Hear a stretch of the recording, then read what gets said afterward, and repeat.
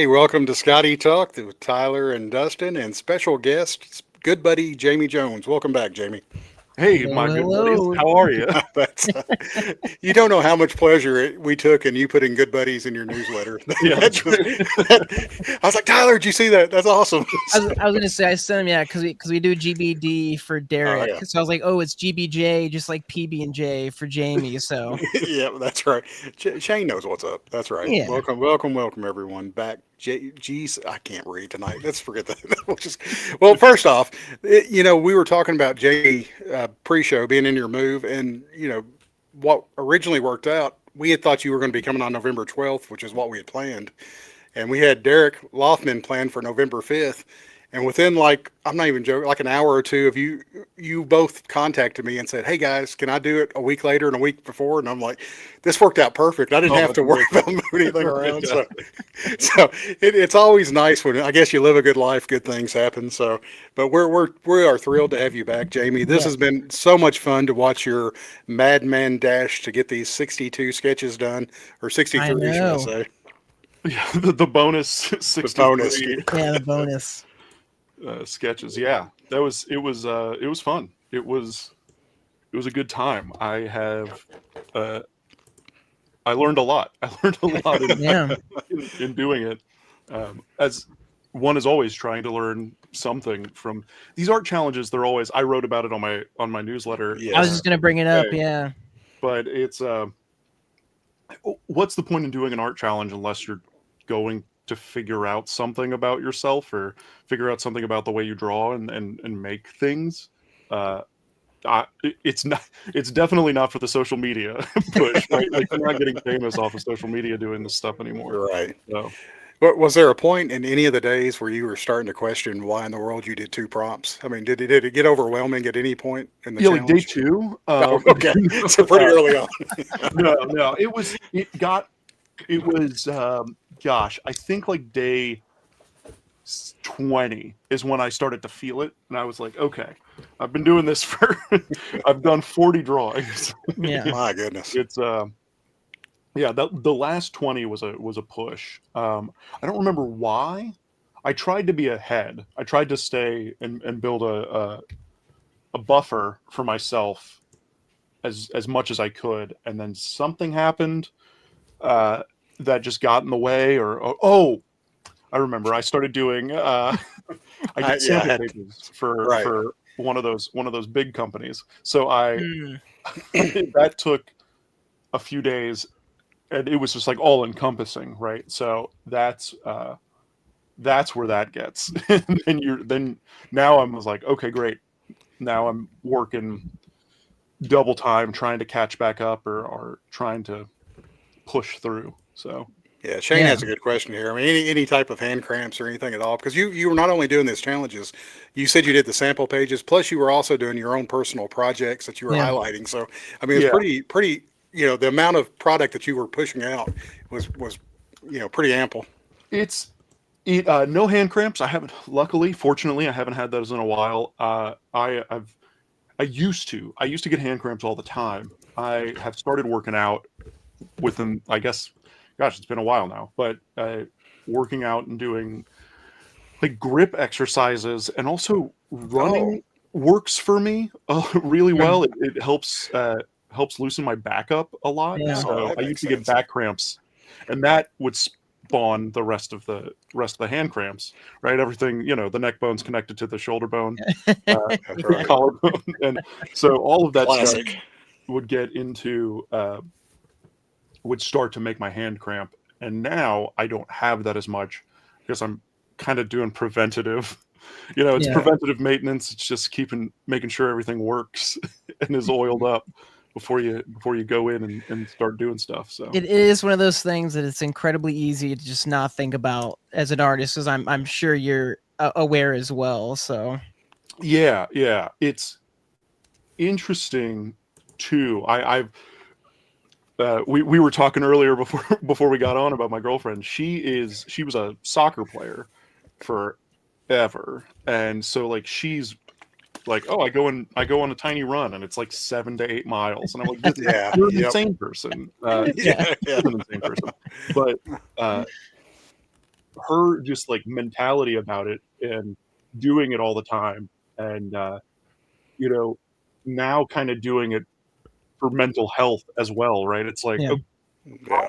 stressed about a lot of things. Let me go for a run, clear my head, and then I'm back and I'm able to, or just like I'm stuck on a page. I'm stuck trying to figure out a cool pose for something. Let me go on a run where I'm not thinking about it at all. And then you come back and you're refreshed. And it's like doing dishes, right? You come up with the best ideas in the shower or doing dishes, That's right. Okay. not actually focused on stuff. So I See, got because you. I hate dishes, so Yeah. I'm like, I need to get this done ASAP because this change your is mindset. Do laundry. dishes Yeah. when you're trying to think of something, and Yeah. then Shake you're it just up. like, yeah, Well, yeah. No, it's fair. I've always liked dishes because of the hot water. Because if my Yeah. hand is cramping or if my hand hurts, That's doing fair. dishes Therapy, and getting the hot therapy, water on the hands loosens stuff up. So maybe it's twofold for me. Well, it's Make crazy it that you easy mentioned for hands. Yeah.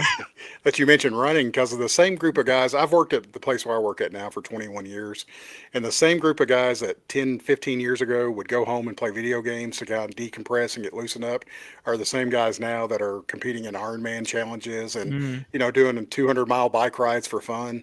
Yeah. And I'm coming home and doing Scotty talk. That's how I can decompress. But it's just amazing how I think the fitness, the running, just quick 10-mile jogs, which sounds crazy to me, but it really helps them kind of flush everything out from a rough day at work or something. Yeah, there's something to it. There's endorphins that hit. There's that runner's high thing is not a The myth. science. Yeah. Yeah, there's science. There's something It's going on. science. I don't really Yeah. understand it, I but I will say because I do morning walks is what I do, like a 2 mile morning walk.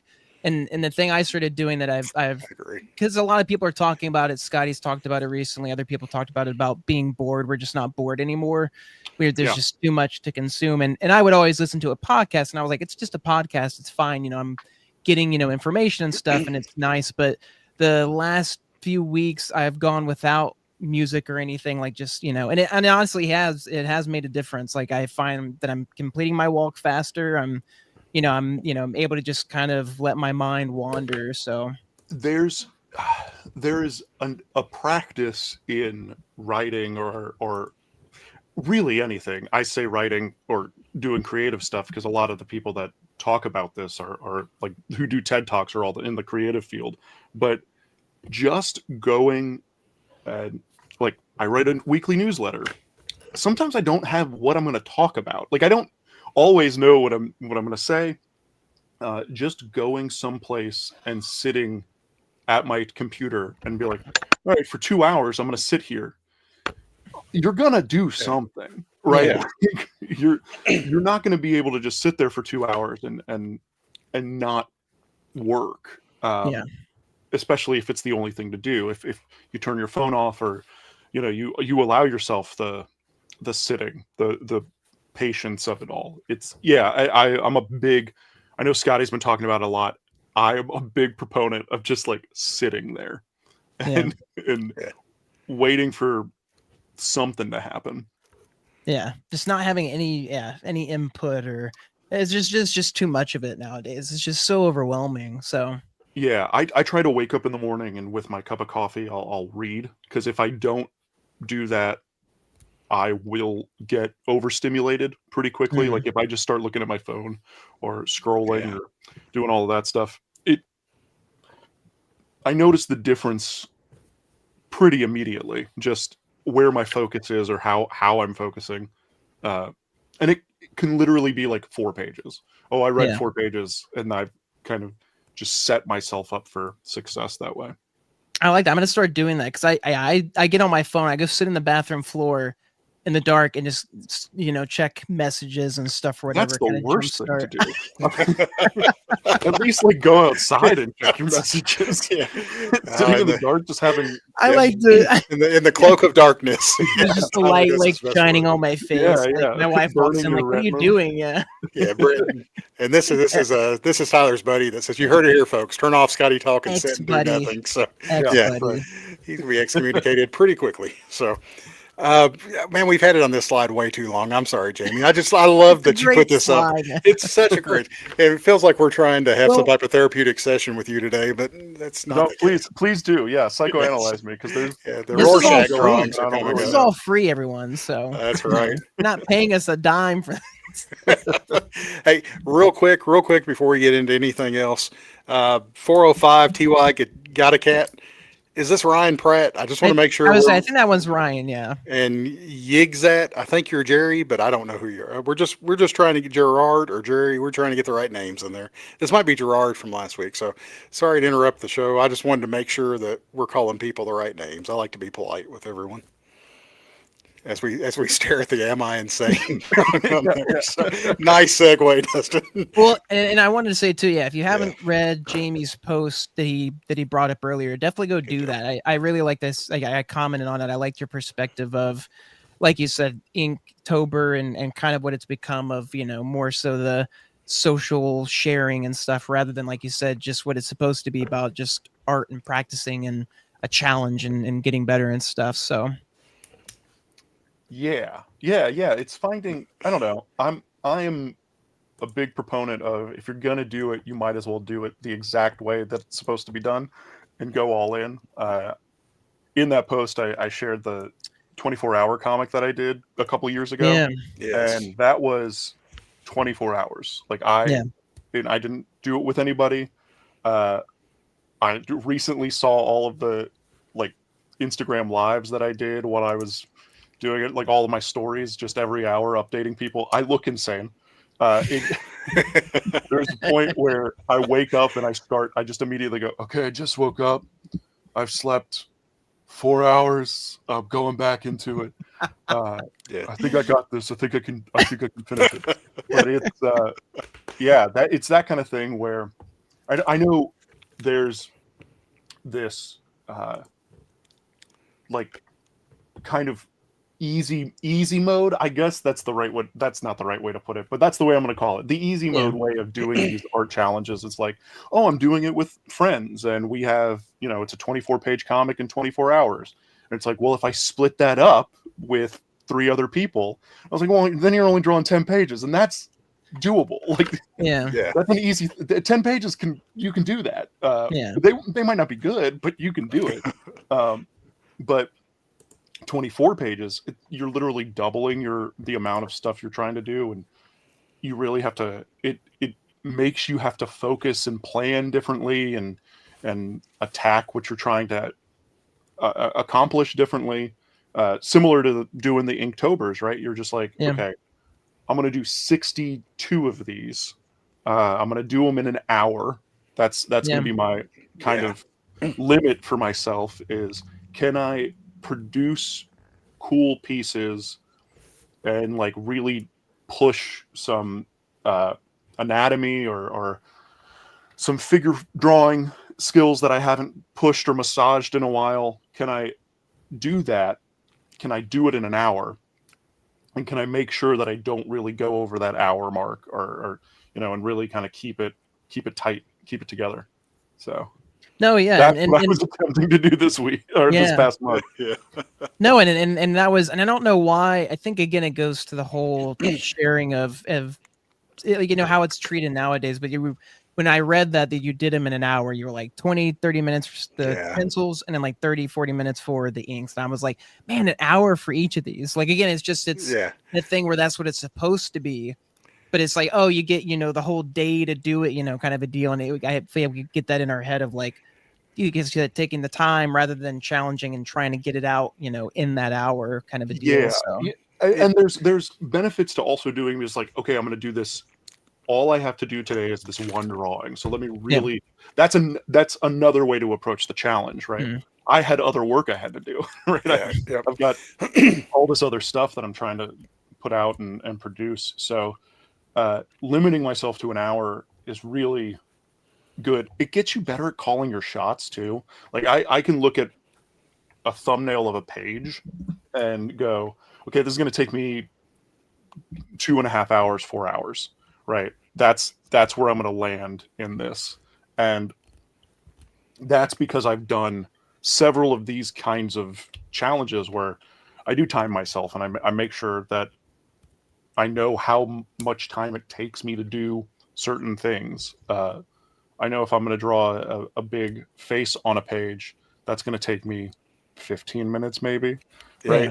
So you can start kind of calling your shots and knowing how long it's going to take to produce a book, and then you're good. Then you're good to produce more books. I'm doing a weekly strip right now, just for fun, just to kind of get it out of my system, and limiting myself to like a page a week is a wild limit, but that's how I'm doing it. I'm like, okay, it's written.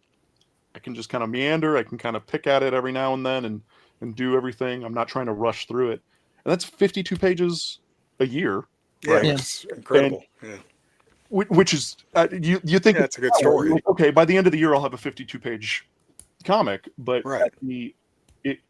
Just doing 2 pages a week, you get to like you're over 100 pages now, and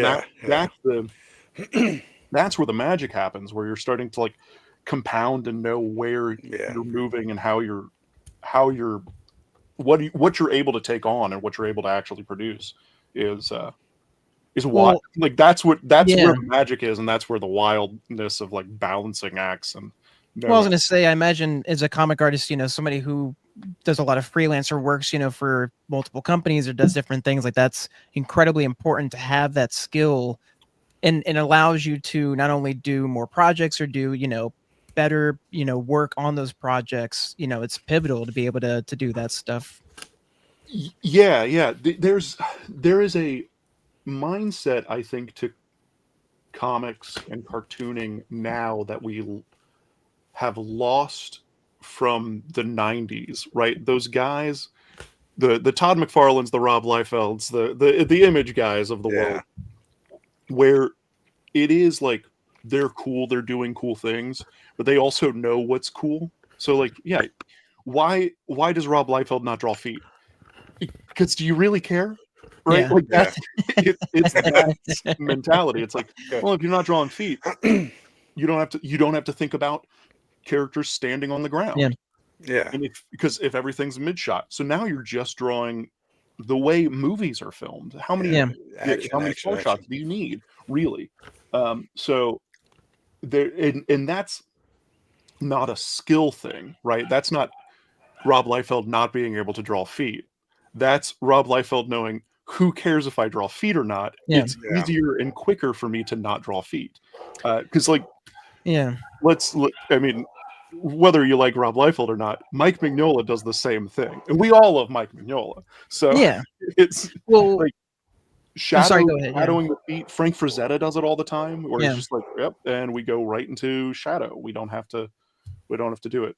I did that a lot in these drawings, so maybe I'm just conscious of it now. But shadowing down or building that bottom shadow up from the foot to the knee, and it's just black. So now I'm not like worried about how the ankle sits or anything like that. You're still getting a full figure. You're getting a shoe, but it's a black shoe, and it's fading up into the rest of the leg. Yeah. No, it's interesting you bring that, because I was just watching Ink Pulp's interview with Joe Mad, and he brought, I can't remember the artist's name, of course, but he was talking about how at one point an artist that he would look up to at Marvel would talk about like drawing perspective, and he wouldn't draw any of the perspective lines or anything. And he was like, look, you can draw the perspective lines, and if something's off, you're going to notice it. But if I don't have any perspective lines and I'm just drawing it, like even if something's necessarily wrong, you're not really going to notice it, because again, it's that big picture rather than. And I think that's something technology. I think technology is to blame for that, like the technicality of art, of like using line tools and things that have to like make things perfect rather than being messy. Sure. And just that one line isn't perfect, but like you said, zoom out, you're not going to notice the feet. You're not going to notice that one line. It's more so just the feeling and what it invokes rather than, the perfection of it. So. Yeah. And I think now, that could lead us into a much longer, broader conversation about AI next week now. But that's kind of the like why AI is so noticeable, right? It is Right. perfect, and everything's like hyper rendered, and you know Yeah. exactly what you're doing. Then you see guys like Chris Samnee, who's like Yeah. really doing forced perspective, where it's Yeah. just like, okay, and then we have a window up here, and there's windows, and then everything else in the background is just black, and it just like, you know, it's a Yeah. mix Really of cool effect. animation, it's a Yeah. mix of using perspective to kind of push things back, and when you're only working in black and white, you can really start to figure out where and how things uh how you can like aim your audience into looking at certain things and then not looking at other things, right? You can really just like push and frame and compose your panel in a way that's feels massive, but in the reality of it, it's like you're drawing an eyeball, right? Like all I actually have to do is draw an eyeball. Right. Yeah. Well, I'm No, for Jerry. sure. Jerry, I'm not putting that comment up. He's going to struggle with Liefeld. I do not want to do that. I like Liefeld, so I'm not going to put that up. Real quick, I think we must be the most terrible host ever, Tyler. I don't even think we talked about why Jamie's on tonight. Like we're 20 minutes in, and it's like, but if he, am I insane? Yeah. I know, is he insane? No, he's not. He's a great man. But what if He is anybody's for watched being the here, though. No. Exactly. If anybody's watched the show, we've really been pushing the list that you've been working on, Jamie. So especially at the end, we've been trying to get people tuned into what you've been doing. So this is kind of a celebration of Jamie completing the 2 lists that he did, the IC3 Tober and the Pulptober prompts for Inktober. And not just completing them, but just doing them in grand style, having a common theme and color. And we're going to look through all 62 plus the bonus one for, was it the octopus? Yeah. I was making Yeah. sure. I didn't want to go back. I just wanted to go back one Right, slide. right. Just the first is just show all the names and stuff. So So some of these are still available. Some of them have already been spoken for. Good And chunk. yeah, and I've got the list of the ones that have been spoken for that I know of. So Jamie, you can correct us as we go along when we announce if it's available or not. But before we start looking at these, Jamie was kind enough to send us all the scans that he has for them, and they're so clear in these scans that we started to put them in our slideshow. And 63, I told Tyler, I was like, that's a lot of work to put them in the slideshow, and they're going to look so much worse whenever we can press them down. Let's see them in all their glory in the original scans. So we did it with Jay, and it works so well showing off by Fairyland pages. I was like, I don't know, why we try and cram beautiful art on like a tiny screen, tiny. Up, so. And Jamie, you were correct. Jay was a delight. He was a treat to have on. We really, you were the one that told us that we were going to enjoy having Fosgate on, and he was an absolute treat to have on. Super sweet guy. I met him very early on in my comics journey. He would not remember me probably to save his life, but he's a super sweet guy when I met him. That's all. I mean, we name dropped you. I don't know. I thought. Yeah, there's some recognition in there. So we're internet acquaintances. We've met in real life and then have. It's just been 12 years since I got into comics. That's the crazy thing. It's like, 12 years ago. We met 12 years ago. Like, haven't seen each other since then. But there's probably artists that you probably engage with on a weekly basis. And there's lots of people on the Skottie group I talk with quite a bit. And if they walked up to me in a crowded room, I would have no idea who they were. But as soon as they said their name, I would light up like a Christmas tree. I mean, it would for sure. That's definitely a thing. I think that's everybody who's in Power Pulp now is like people who I've known just internet people, internet friends, and then now we all work together. It's cool. A wild world, yeah. The positive nature of the social media. I mean, there are some good things still to come from that and the interactions that we have with each other. Definitely. Yeah. All right. So is that okay? I guess we're getting to the presentation. I forgot. All right, Jamie, are you ready? We have promised ourselves we're going to spend only an hour on each piece. Great. And no more. So cool. So this is it's just a long work week. It's fine. Yeah, that's right. Our 4-day marathon we're going to have here. But we kick off. This is I'm making sure I've got my list here. We're on day 1. Yeah. Okay. And I figured I did it this way. I figured have both this is great. for day, each day. So So, so we start with Cerebus and the Black Pirate. So whenever, and I think you did these maybe just a day or two to get you prepped, because I remember when you sent us Cerebus, I was like, if this is the way the list is going to go, this is going to be an incredible month, and it really was. Yeah, I think I started drawing these and just at least doing the pencils. Right, right. I did this differently than I've done this in the past, which is kind of the way I draw my comics pages now, which is I penciled it digitally, printed it off in a really light blue line, and inked on top of that, and that just also sped up the process a little bit, right? Like I don't have to. I'm not erasing full figures. I'm Yeah. not wasting pages. I'm just kind of going through and rocking this stuff out. Those I drew it all on Adobe Fresco, which I was I'm gonna also ask. Okay. getting like familiar with and learning. That's another thing. I was learning Adobe Fresco and kind of like what I can do and how I can push it, and it's great. I really like it. I and I think we talked last time about going to coffee shops and working and not working at home necessarily, and that's Yeah. being able to do that on the computer and then being able to print it off and ink traditionally is another. It's great. I mean, it seems So like much such a easier. sweet spot for most artists today, like being able to utilize digital in some capacity to help speed things up, but still utilizing on the physical in the end, the inking, also to have that page you can sell like you're doing, but then also, like you said, to just to balance those two. So Yeah, I'm not a big. If I could do everything traditionally, I would. I think that's my mindset.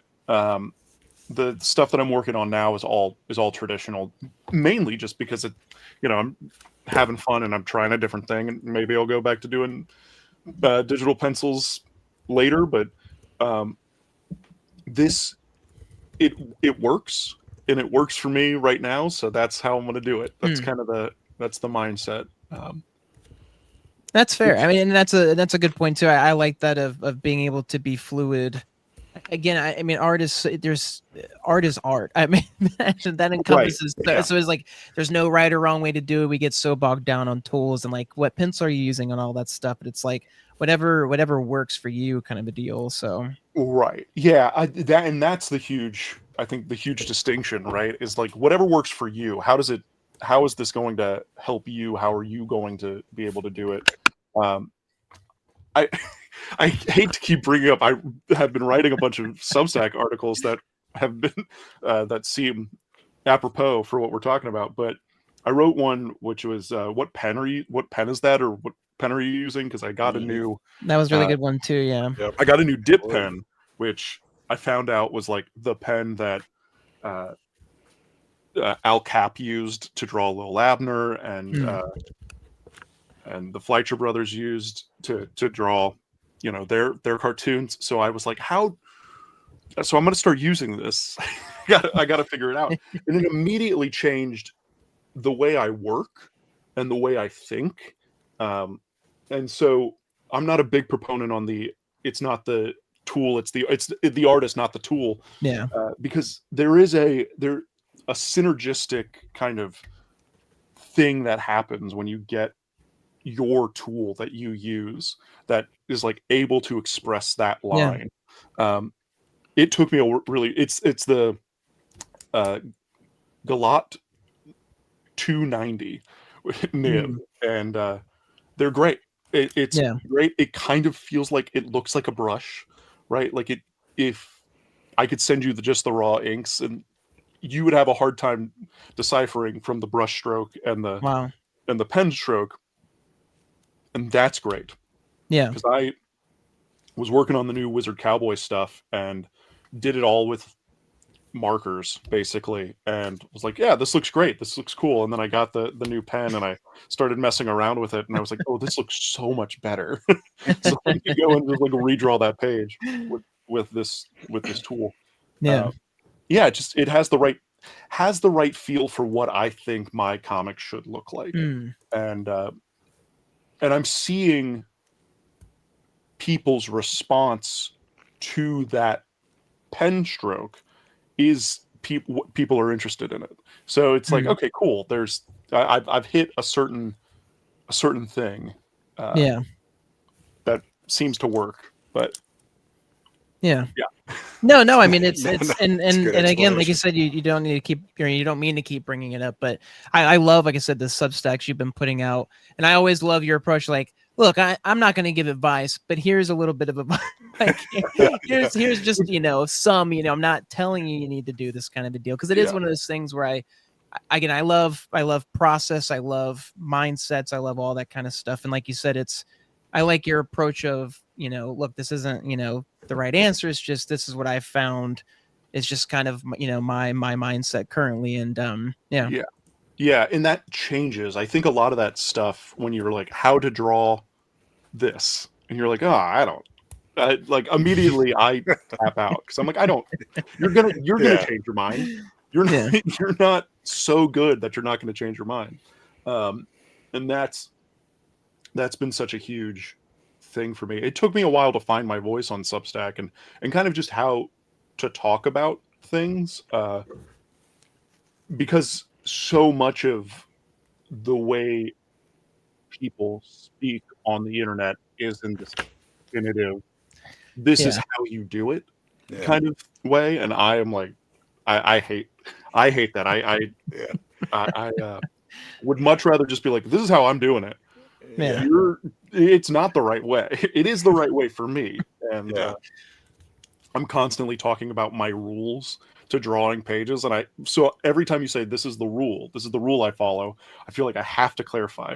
This is the rule I've made for myself, not Right. necessarily the rule that you need to. This is how I'm able to make stuff. Does not mean that it should work for you. Just because you follow this rule does not mean your art is going to start looking like my art. Like, that's not how this works, Yeah. And obviously I think some people have that in mind, but I think for the most part, again, it's why I always love hearing from people, and and I've enjoyed watching Skottie. Not that like he's just always been more like, I'm not kind of, I feel like the similar to you, where like, I'm not going to give you advice and stuff. Like, you just go draw, just figure it out. Yeah. But Yeah. I like just hearing that, because it's not that I'm learning how to do it specifically, the right way. It's I'm learning how you do it, and then being able to glean from that. Oh, that's something I've never thought about, or oh, the way you do that connects with me and resonates with me, and maybe I can take that, and put it with this, and then kind of, go from there and assemble my own, way. And I think that's how it, it is. It's how it's done, So Yeah, I think I've taken a lot of inspiration from Skottie recently, in the way that he has talked about things. Yeah. Where it is definitely not like this is how you draw, but it's talking about his mindset in getting into things, or like, that taking a break or being bored for a little bit. That's such a huge that's better information, I think, to put out in the world than this is how, like, this ink line is made by this pen, and I'm a little shaky. Like, it's, which he also puts out, right? Like, which is like, great. You giving permission to be a little shaky, and being given permission to new artists, and we got to also remember that he's on YouTube, and he's Skottie Young. He's reaching 10-year-olds, right? So it's that's a really interesting dynamic as well. So, but for him to go online or just talk about anything and just say, guys, be bored, guys, it's really helpful for me to go for a walk, it's really helpful for me to do this, and that mindset is a lot better. That I think that's a lot more helpful than just drawing and talking about your drawing. So absolutely. No, 100%. Yeah. I could keep going. I know you had something to say, Dustin. I'm like, man, we haven't even gotten. I'm like, I could. No, I'm trying to cover the finances part. You're like, let's make Jamie some. Jamie, these both are still available, correct? Yes. Okay. Yeah. That's what I've got on my list. And just if anybody's watching and you're watching later, make sure and contact Jamie Jones. It's Art of Jamie Jones on Instagram, or Jamie Jones on Facebook, and you can message him or go to his website, which I'm not sure that we added all that information at the end of the show like we normally do. And I realized too with the banners and stuff, like we always filter out with new artists, and I'm like, I need to keep the people who come back, like keep their info in, so I don't have to redo it. So Yeah, so we'll make sure and put Jamie. Jamie, is it okay to put your email address at the end of the show so we can let everybody know where to email, or how do you prefer them contact you if they see any pieces they're interested in? Instagram's great. You can also contact me through bowtie.press, which is my website. I think that's Cool. probably the best way to do it. I mean, my email address is just my. It's Art of Jamie Jones at Gmail. It's not. I know that's why I thought hard to figure out. I didn't want to throw it out there. It's like Jamie's like, no. It's gonna, Yeah, I am starting to get innovative with stuff because of Yeah. PowerPult, and just like so now, I'm like, I got I don't you. want to miss an email, which is happening now because I'm like partly running a company. So I was gonna say, that's I right. can imagine. Yeah. Well, we just want to make sure that they find a good way to contact you because we're just scratching the surface here. I mean, we're fixing this is it. This was such a great start. These two were, and I mean, each day, whenever I'd have our little group chat pop up and I would see a new message from you, I would get excited because it'd be like, there's an image in here, and I'd click on it and blow it up, and so it's like a kid at Christmas. Yeah. I've said that many times on here, but it's such a wonderful thing, and I'm thank you for sharing the ones with us that you did. It was a lot of fun for us to see, and then we'd see them on Instagram a little bit later, but just to have that little head start was a lot. It felt really cool. Like you said, as soon as I get them, I'd be like, oh, I can't wait to open this up. My girlfriend calls it, and I call it, if we're going to psychoanalyze me, I have little boy syndrome, which is I have to show you. I have to show people what I'm doing. Share, And so, because I'm like, oh, look what I did. Hey, like here's this page. It's compulsive at this point. So I have the same thing. I completely understand. I'll send links. I'm like, look, a new trailer's up or this thing, and they're like, oh, that's cool. And I'm like, all right, cool. You found it cool. Awesome. Yeah, exactly. Now, I almost had that. I don't know if you watched last week's show, which if you didn't, is like a fever dream. You probably don't need to watch the Halloween episode, Jamie. But we had a lot of people sending pictures of their costumes, and the little blurred pixelated image on Daniel Fonte's costume. That was the thing I was the most proud. And the little boy said, I had the opposite of what that was. I couldn't wait long enough for people to be surprised by it. So there's certain things I show Tyler immediately, and there's certain things I wait for the show to see people's reactions live. Yeah. But I'm glad you don't have that because it was so cool to see him. But this is the Savage Dragon and Alan Quartermain from League of Extraordinary Gentlemen. Day 2. Day 2. And I wanted to point out too that because I realized we didn't include them as well, but there's also previous drawings from last year that are also still available that we don't have showcased here, but I think you can find them on your Instagram. They're all on the Instagram. There's a stack. One of the things that I do, I've used this Inktober or the October sketches is to bring to conventions to just have like a stack of original art and just be like, you can flip through them. It's they're right here. You know, I think I got that idea from Chris Schweitzer, who has just like like Kyle Starks does it too, which they're best friends. So maybe they're conspiring against all of us. And maybe I just stole from the two. They're starting, time. I just made that connection right now. I love that like seat adjustment, like eye opening. I saw the strings connected almost immediately. And I appreciated it. But they do that. They'll just have like a box with things that you can just like flip through and grab, and so that's. Yeah, so I was like, I'm going to steal that idea. That's great. It was a great. I mean, it was one of my favorite things about your booth was it not being. I totally understand the binder and I totally respect it, but there was something about like the personal, like, oh, I can just like hold it and look at the art rather than have to be like, oh, I need to be careful. Like this is worth a lot of money, and not. And obviously, your drawings are worth every penny plus more. But just being able to like pick through and just hold it was a nice. Just was different, fun. So it's fun to do. I don't know. I like being able to flip through stuff. I like being able to see stuff, and it's fun to just hold pages. I think that there's like this tactile thing about it where you know, there's also the sneaky salesman side of it is like if you're holding it, you're probably more willing to buy it than if you're than if you're not. So it's like if it's behind glass, well, then Yeah. there's a barrier. But now Window there's shopping, yeah. there's just no barrier. It's just Yeah. like it's in your hands. Yeah, I think one of the things that helps sales the most is having the product there in front of you and having the price on the product so they don't have to ask.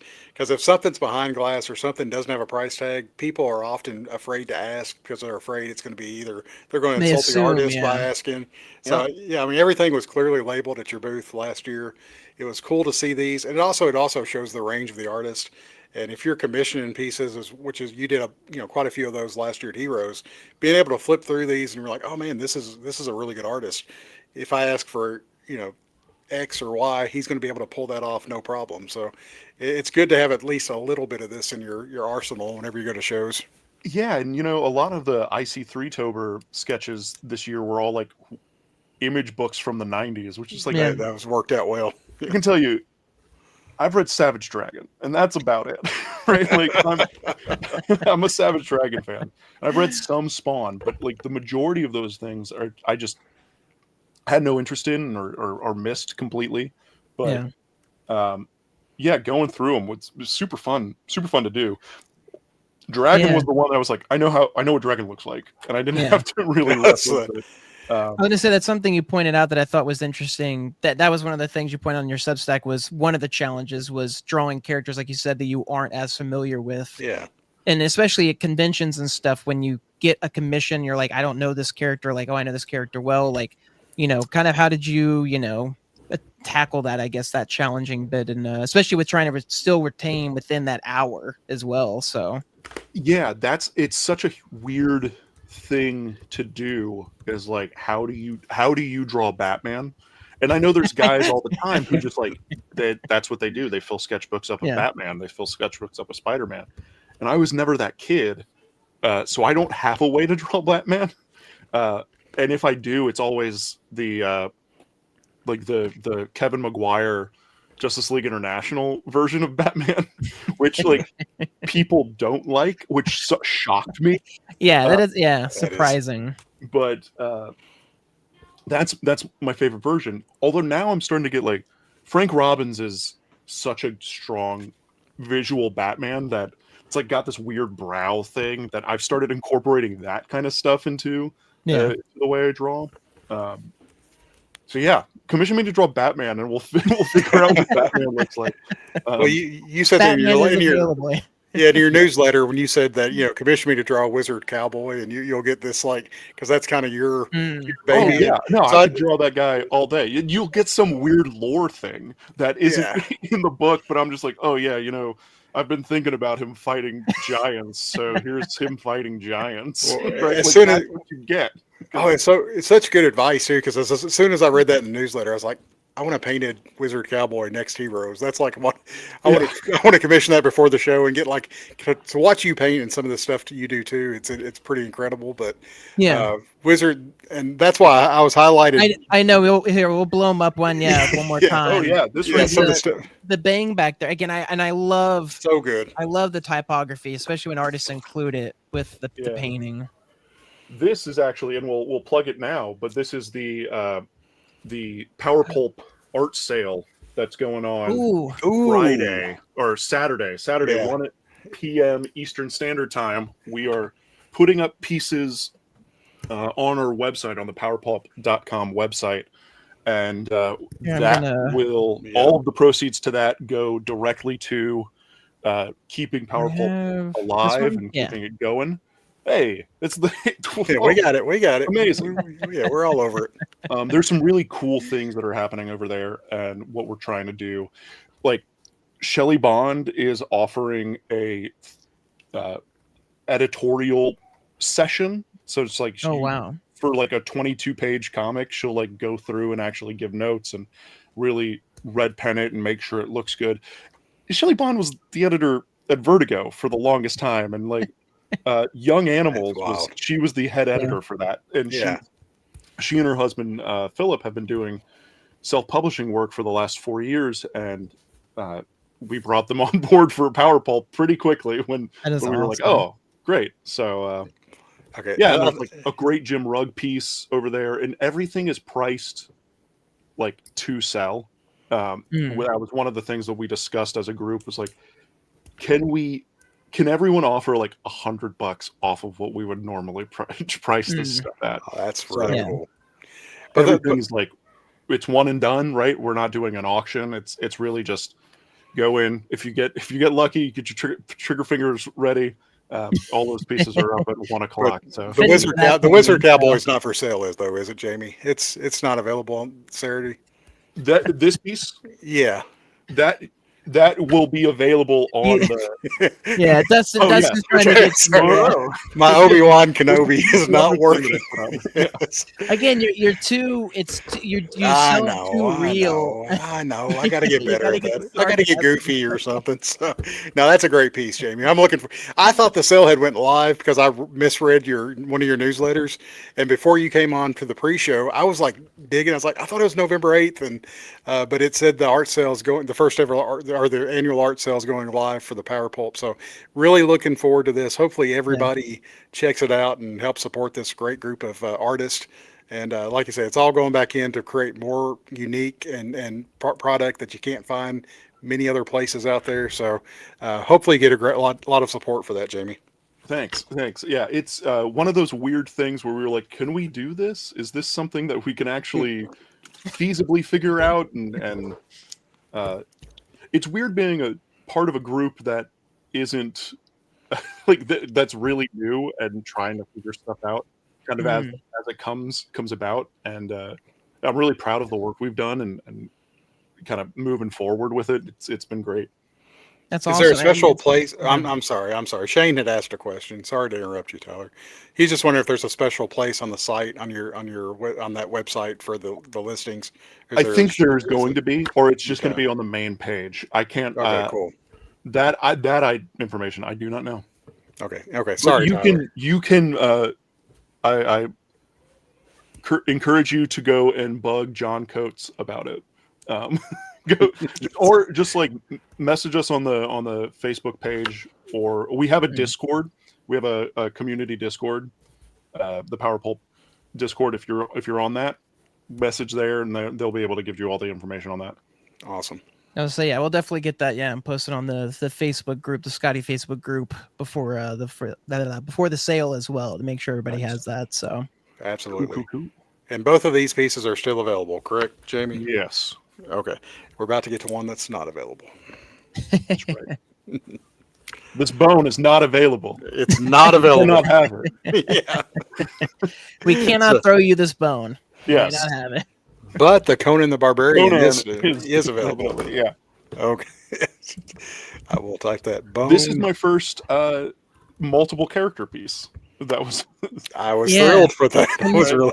And I was going to say, did that because when we asked you, when things kind of started to when you started to feel it, and you were saying about day 20.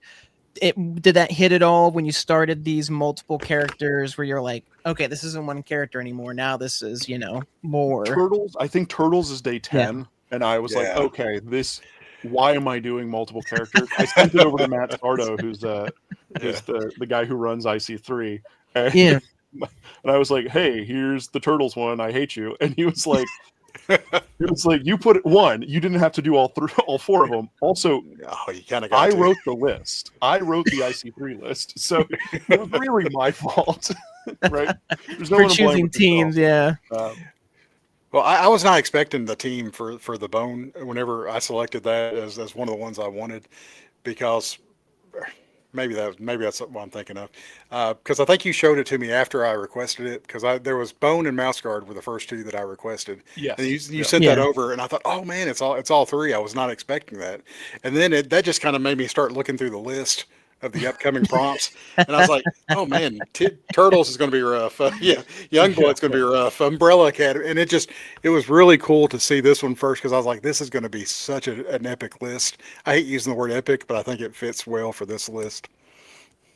Yeah, it's fun. It's one of those things. I'm a huge fan of Bone, and originally I was like, can I get away with just drawing Smiley Bone? Is that going to be okay? Give me a bowl and a cigar, and I'm all in. And I was like, yeah, you know what? I can do all three of them. It won't be that crazy. This one didn't take me as long as some of the other ones that had Turtles, multiple characters, Yeah, huge. I mean, I'm a huge Bone fan, so it makes. I was going to makes show it a easy. few Oh. during Comic-Con one year. Jeff was doing some of these quick images, Oh, it's and amazing. I'd requested a Scrooge McDuck, so he drew Smiley Bone drawing a Scrooge McDuck, and he was doing, if you bought any product on his website, he was throwing these in for free Oh, that's or crazy. something like that. So I thought, how many opportunities do you get a chance? And when I saw that on your list, I thought, oh man, I bet you would kill it, and you did. You did an amazing job with it. Bone's super fun. It's super difficult to draw, which is, that's always the challenge with these really simple Yeah. designs that are also so tied to the artist that draws them, right? Like how that was another thing that I was trying to do this month was, if I'm doing all of these 90s characters and I'm a Mark Silvestri fan, how do you draw Cyberforce not like Mark Silvestri? Like how do you massage it enough to make it feel like you, and then still pay homage to one of these guys, or like do something that's feels like the characters, feels like you as an artist.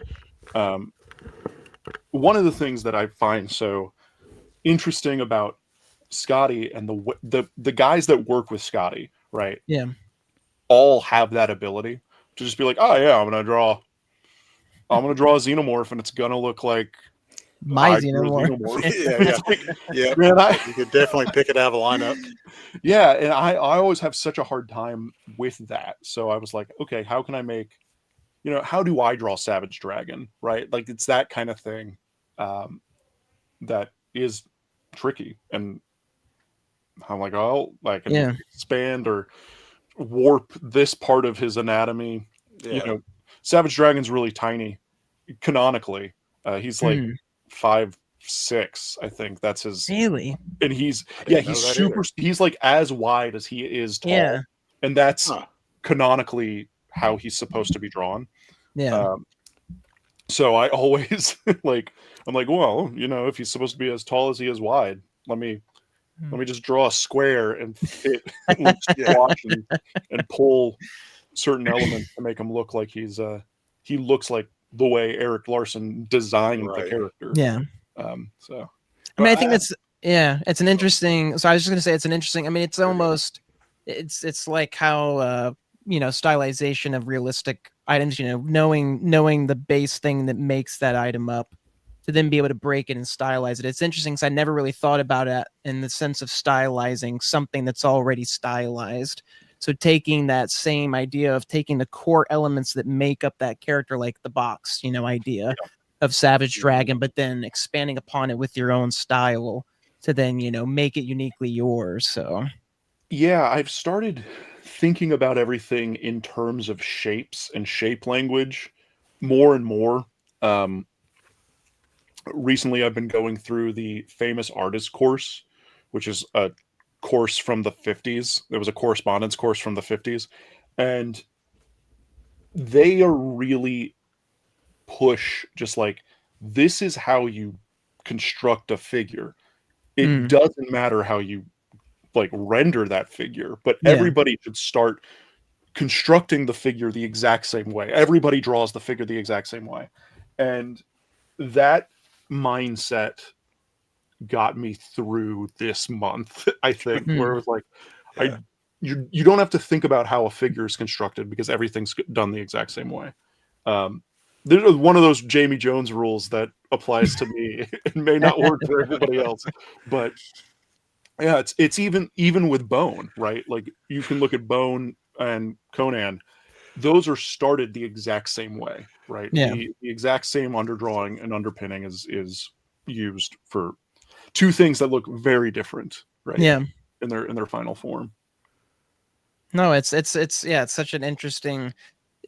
Again, it's that idea of overthinking. It's easy to look at these and, like you said, overthink or get lost in details and stuff and whatnot. But just breaking things down, each step you get to that core that is just this, more simplified way of looking at things shape wise or stuff like that. So yeah, for sure. Cool. I think Seth had a great comment here. Yeah. Almost an hour in, and we're at day 3. Should I call in sick for work tomorrow? Most definitely. I brought the comically large size Propel water in here, so because I knew this was going to be a long show, so I'm ready for it. Now when me and Tyler go timeout, the last 3 hour show we had, I think me and Tyler were about to die by the end of it because we had both drank like multiple drinks during the show. Yeah. Yeah. So, but Jamie, you really, I meant to mention this earlier. You really kicked off our, like, you and Derek kicked off our long shows because we used to consider like an hour and 30 minutes a long show. And then you and Derek both came in and had like a 2 hour and 30 minute show. Oh man, So yeah, you broke us in, and now we're ready to roll. He Great. broke us in. Hey, before we go on to any of these, I also wanted to mention I've kind of been hidden, not too subtly, to Jamie, that this would make a great sketchbook with all 63 of these in there. So there's a possibility that this will all be published art, technically published art, sometime in the near future. So yeah, that is a plan. Now that these are all scanned, it's a lot Yeah. easier to actually do that. I love So, that. Yeah, Now that Yeah, Dustin's put you on blast, it makes it yeah. yeah. right. Now it's got to be a thing. Yeah, I love the deer in the headlights look. It's nothing better for live television.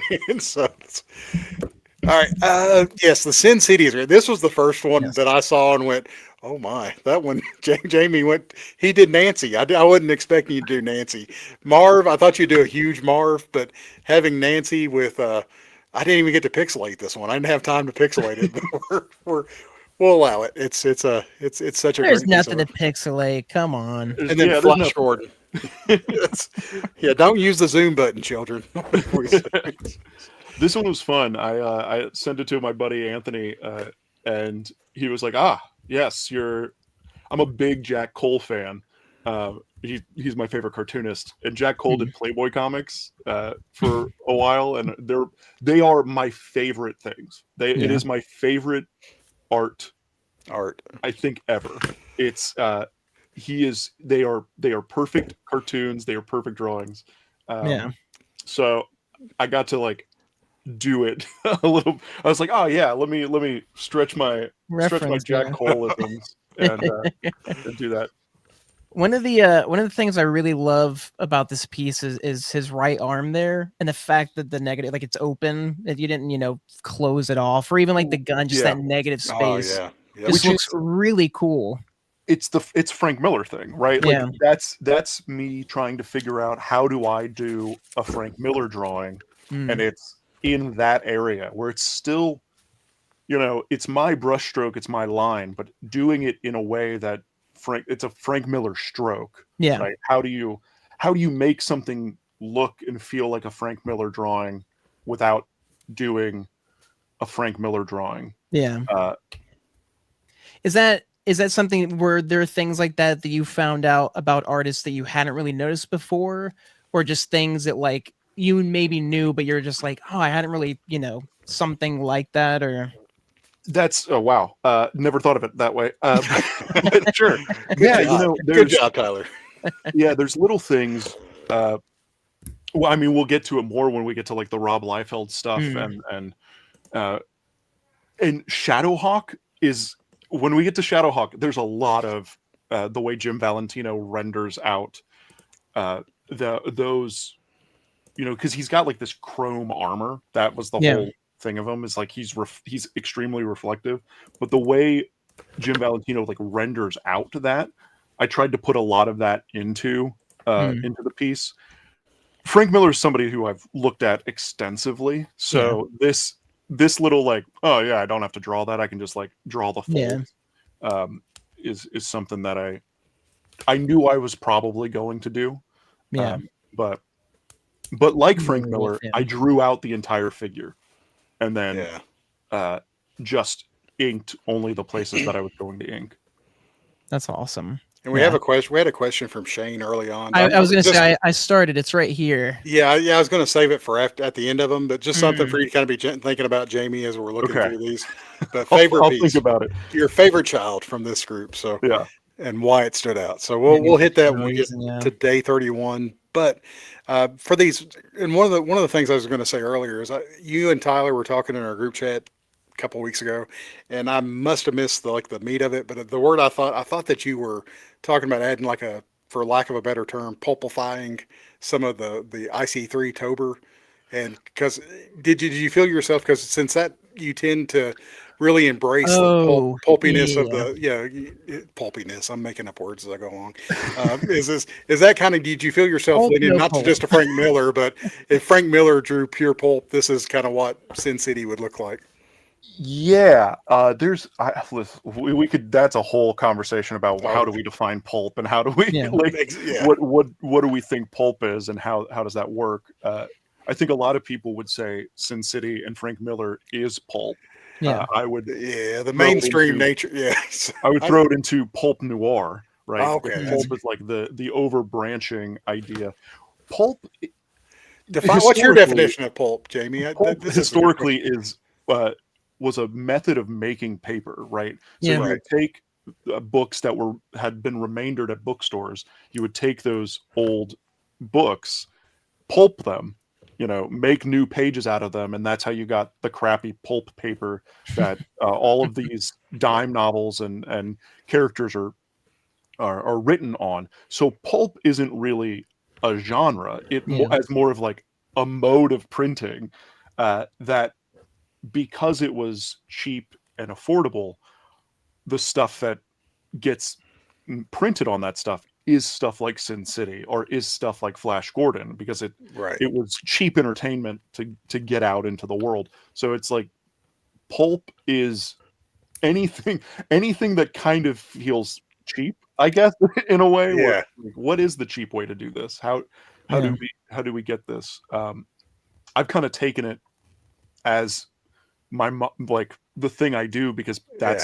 because people started calling. It's like, oh, you do pulp stuff, and I was like, I guess so. I do pulp action adventure stuff. Yeah. The Baboon Yeah.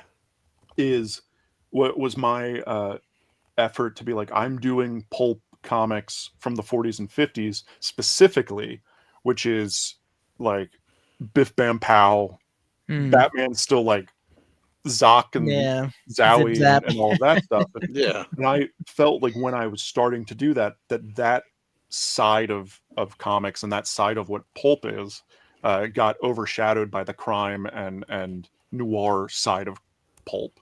So Mm. we all know what pulp is. We all know what pulp like. We all have an Yeah. idea of what pulp is, but what it Yeah. actually is not.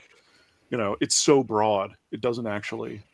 It's It's Yeah. like always cheap entertainment. Yeah. I can't Yeah. describe it, but I know what it is when I see it. It's Yeah. the best. Yeah. Well, What like is it? Star Wars. Yeah. Star Wars is pulpy, right? Mm.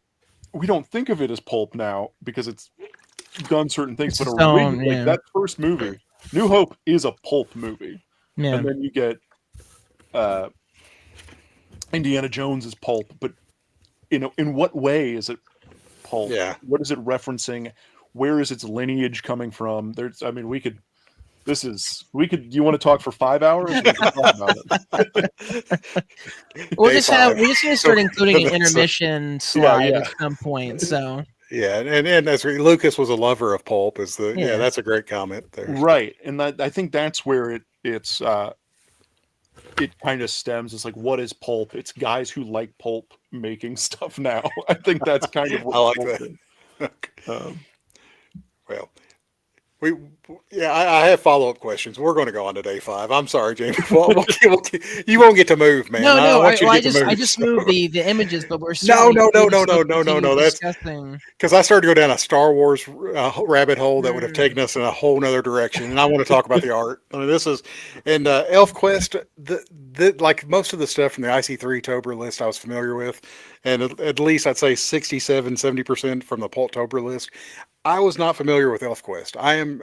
Is that something that Tyler that you were familiar with going into this? I was gonna say a lot of the stuff I wasn't as familiar with. It was more so like specific things that I know really well, like Flash Gordon or Robbie the Robot, things like that. But a lot of this stuff, like I may have heard of briefly, but I'm not really, too much aware of what it is. So that's, it's just, again, it's difference in what my dad showed me growing up. But But I mean, it all looks. I mean, it's all stuff now that I'm like, yeah, I've heard of this stuff. I need to look Yeah. into it at some point. So And Jamie, you're younger. You're about Tyler's age too. So I mean, I are think you you're in that, a year are you, older. So are you in that same boat? Was there some of these characters that you may have not as been?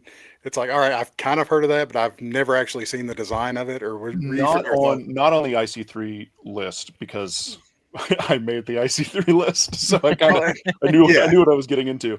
But but on in the Pulptober list, the yeah, that's Pulptober list, yeah, sure, yeah, like this is the Golden Amazon. I was like, I'd never heard of her before, and I was like, oh, this is right up my alley, right? Super cool character, super cool design. A lot of those characters are in like one pulp thing.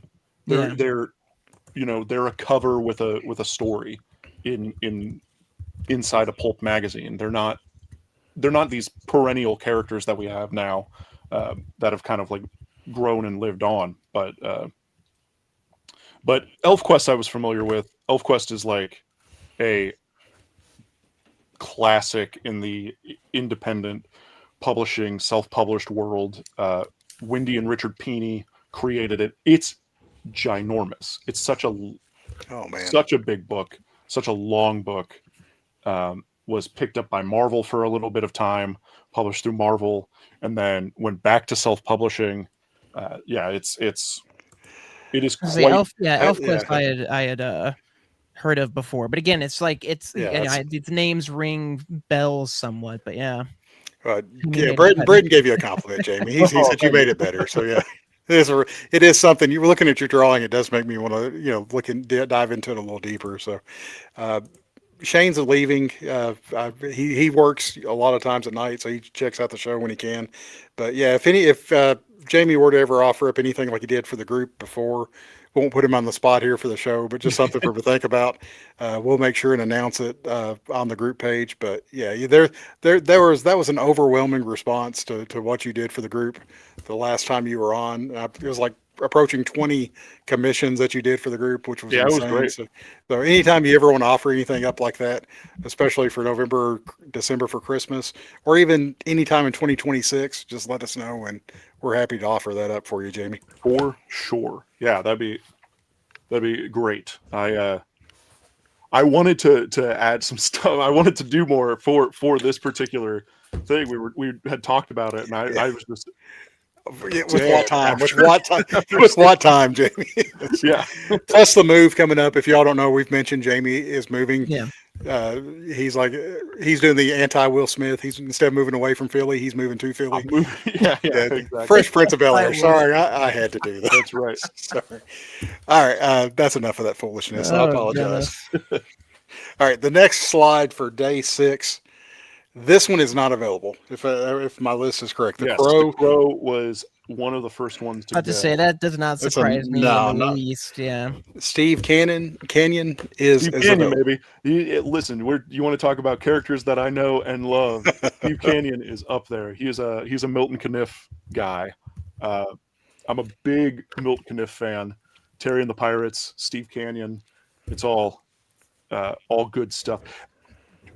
History lesson. Steve Canyon is, I think, one of the first strips, maybe the first strip that the artist Milt Caniff did and licensed to the Syndicate, as opposed to the Syndicate owning the character. oh, interesting. So he actually made a crazy deal and went off and did his own thing and made Steve Canyon. So it is like one of the first creator-owned characters in Wow. comics history. Was he? Because That's I'm cool. unfamiliar with the character and the artist. Was he? I'm assuming big enough to be able to warrant to be able to make that proposition, or was it just like a luck kind of a deal? So Milton Caniff made Terry and the Pirates, Mm, and Terry and the Pirates, it was we take it for granted now, was like the biggest thing. yeah, Hemingway called Caniff the great American author. And so like when you got that happening around Yeah. you can you're able to basically do you whatever have a you little bit more want. Yeah. leeway. Yeah. And it was like a That's super massive cool. deal. It was a huge deal when it happened, Yeah. but it's also like a massive deal that he signed. So That's crazy. Such great pieces. Did you? One of the things I find interesting that not necessarily like the wash, but like the yellow, like I guess wash in a way you gave it the coloring. It's so interesting seeing, how some of the pieces have a little bit, and some pieces have more of that. And I'm assuming that kind of goes in tandem with the character itself. And I would assume, or I guess you could maybe speak more to that, or Yeah, some of it just happens. Some of Hmm. it you're like laying stuff down, and you're like, well, I guess this is all yellow now, and this is what's going to be. Some of it's just like trying to get tones to match up with what you think it needs to look like, right? I'm not gonna put a lot of yellow on the crow's yeah, face. It's a white yeah, face. Um, and so it's like trying to, I don't know, it's just little things, trying to try different things out, make sure you're doing it right. And uh, Steve Canyon's, a lot of it's yellow. There's a lot more yeah. variation uh, in the original than there is in the scan, just because of the way the light like flashes at Mm. the flashes and scans the piece. But yeah, it's there's a lot more tonal shifts on the original. But you can kind of see like under his cap, there's a little bit darker of a Yeah. yellow. Um, I was gonna so. say that even that's still I can zoom in on that Yeah, one. But yeah. yeah, it's Oh yeah, it yeah. You can shows see it it. There's like shows a little bit there. yeah. Speaking of like things that I'm trying to take from these other artists and putting them into the piece, Yeah. Milton Caniff always draws like these huge cheekbones and jaw lines. That's like a Mm. big staple of the way he draws. So I was like, okay, how do you draw Steve Canyon? He's got these giant cheekbones with this long, you know, jawline. Yeah, canyon jowls. Yeah. No, and I ask because it's I just I love that about these pieces. I don't know. What in Sorry, the world? am I trying to get to the this is great. There we go. Um, the very I mean it's so interesting when you're limited in like the color palette or the Yeah. values and stuff. It's so interesting, and that to me I would assume was also kind of part of the challenge. One, it makes it simple, obviously easier, but two, is a challenge in and of itself. If you're only able to work with that, how do you being able to Yeah. vary it per character? Yeah, you just kind of, I don't know, you work on tones, you work on what you think, what color represents, or what the color the yellow is representing. I think is a huge is a huge thought thing, where it's like when later on when we get to like Cyberforce and stuff, where there's literal tone shifts in Mm, gold uh gold yeah, and silver metal. And you're like, all right, yeah, how do I do gold metal? How do I do silver metal with one tone? How, like, yeah. where am I dry brushing? How am I doing things? So it's all, just like I'm getting binged and messaged on Discord, and that should not happen. I don't know why. I too received a message, Jamie. It was my mom telling me her Wordle score for the day. So Oh, that's great. that's why I disappeared for a second. How'd you do? She got in 4, so Well, hey. I'm proud. I'm proud. So, That's what matters. So Yeah. I thought, oh no, she's messaged me. I got to make sure everything's okay. All right, Yeah, that's right. fair, Wordle yeah. in 4, so awesome. So, but yeah, and this may I was trying to get all the Bowtie Press Substack information up there, but did you have it? What made you decide on this color tone for the whole series? Like to keep I applaud the consistency that you did for the full 63 pieces, but what made you like hone in on this specific shade? I went to Michael's and I looked at their markers Okay. and I chose Buttercup Yellow. I love it. I love it. I love that. Yeah, what I want more specifically, I wanted a color that wasn't going to overpower That's good. the Good choice. black. So it was like looking at saturations. So I wanted like a little slightly less saturated yellow, and something that would not mess up the contrast between like the heavy black and white line work.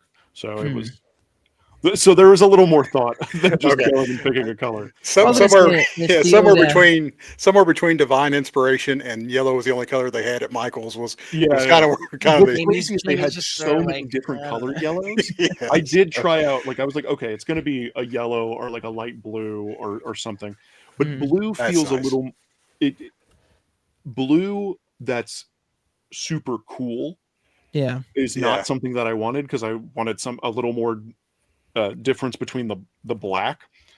But That's then like a super light blue kind of looks highlightery, and it's Mhm. like, okay, I don't want that one, doesn't work. So it was a nice warm red could have worked, but the colors that they had of the red were a little too saturated, a little too harsh. Yeah. That was a weird way to say harsh. It was a harsh way to say harsh, but so I went with Buttercup Yellow. I like of that. Coca Yeah. Parkers. Now, Went though, through now three of I'm those. sad we don't get a Princess Buttercup in Buttercup Yellow from Princess Bride. So Bada bing. He's still got it, folks. Both of these are still available, right, Jamie? Yes. I can't believe the Young Blood and the Sin City. If you take those to a con floor, I think those will be zapped up by this day one. is So yeah, yeah. this is when you start doing these team shots, and some of the ones that, like, as I was looking at this list prior to you showing up in the pre-screening, I was like, man, I really want that one. I was telling Tyler, I was like, I want to get this one too. I want to get this one too. So, I mean, it's hard to. You did such a good job, and the detail on these is incredible. So, yeah, these will be going really quick. Well, at I was going to cons, say so. this one especially. I love the way you tackled the team in this one. That it wasn't, full characters for each and every No, single one. It was looks almost like a like more like comic. a poster, Yeah, or like yeah. a cover, for the comic. So We're talking. I mean, we're talking Rob Liefeld. yeah, Exactly. Yeah. I don't draw the feet. Uh, Oh, I didn't even. very true. Yeah, very true. Yeah, Well hatched- done, sir. I hatched the callback. feet Yeah, out, and Rob Liefeld does this thing where he makes one big character, one full figure character, and then Yeah. a bunch of heads around him. So it's a Yeah. it's a very specific nod to how Rob Liefeld draws this kind of pinup.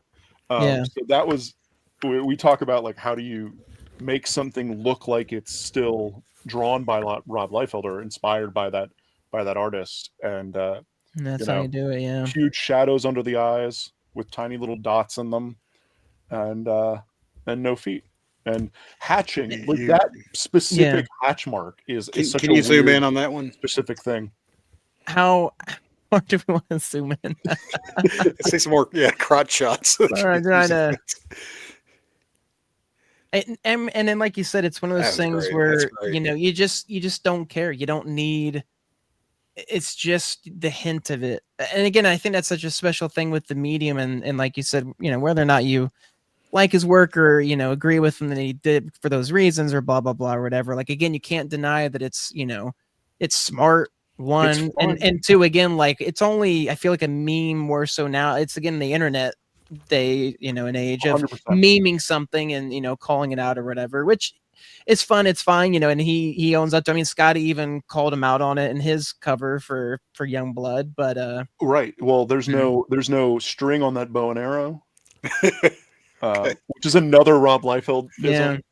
There's like a lot of things that Rob has done that kind of, they're all funny, but you start really dissecting and you're like, I guess it really doesn't matter. Like, it's a cool piece. Like, it does work as a cool piece. Which I don't want to like. I feel like we're giving a lot of attention to the IC3, myself in particular. But the jobs you did on the Pulptober, this character, the Spider. A lot of these, whenever I got the list originally, I would like go and kind of Google them to kind of find out more about the character. So this is not only just because someone may not be purchasing the Pulptober art. I love this as a gateway to some of the titles that I was personally not familiar with, but I want to check out now. The Spider's super cool, has a bunch of different iterations, a bunch of different costume designs, and like weird ways to draw the Spider. There's this full mask spider cloak cape thing that's super cool. I went with he also like puts on this weird wig and false teeth.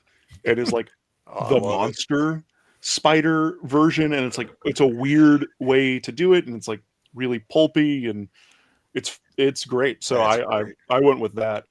But yeah, it's fun to draw suits too. Like I really like doing that, and also kind of breaking it up so it's not just a flat black thing. And I was gonna say it's always so interesting. Again, and I would assume the way you do it is thinking of the negative space, or like obviously like the highlights of where the light would catch on this thing, because obviously if it's an all black suit, you're not thinking of like the shadows, but yeah, it's so interesting. It's just so cool.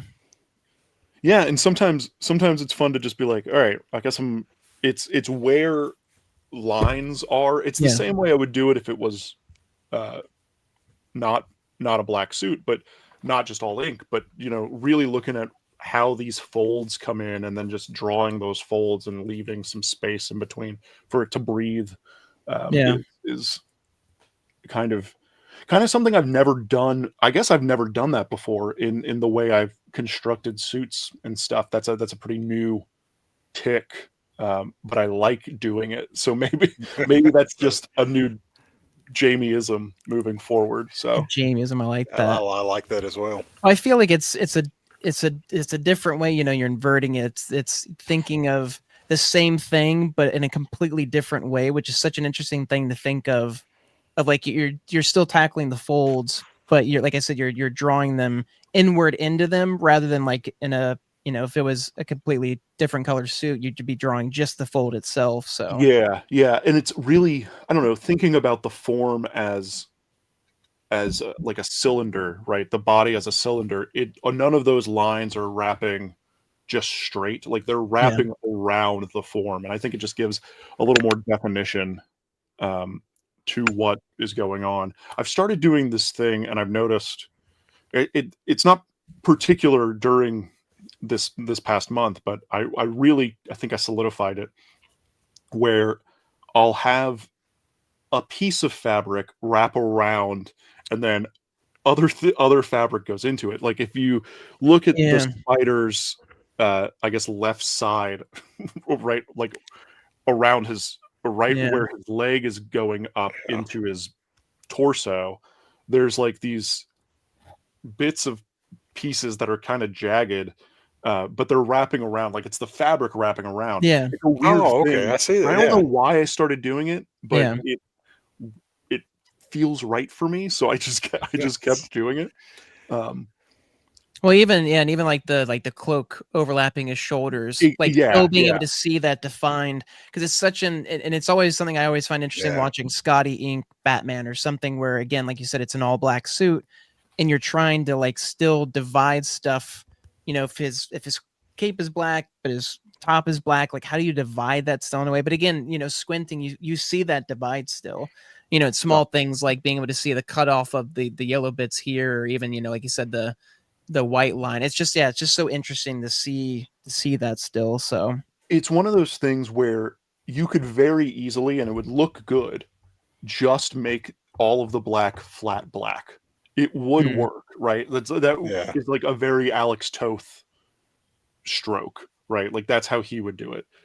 And when you realize you're not Alex Toth, which happens very quickly. When you look in the mirror, when you start drawing or you start like incorporating certain techniques and like things that I like, let me state this. I love Alex Toth's work, right? It's very striking. You look at it and you go, okay, I'm going to start incorporating that kind of character design or work into my own work. And then you quickly realize it doesn't work for you, right? It's just like, oh yeah, this looks, why does it look flat when I do it? Why does it not look flat when Alex Toth does it? And it is like that sparse line that he uses versus, noodling in certain facial features that I use. And you start like, okay, how do I take that and incorporate it or do it my way or still like introduce my line into the piece?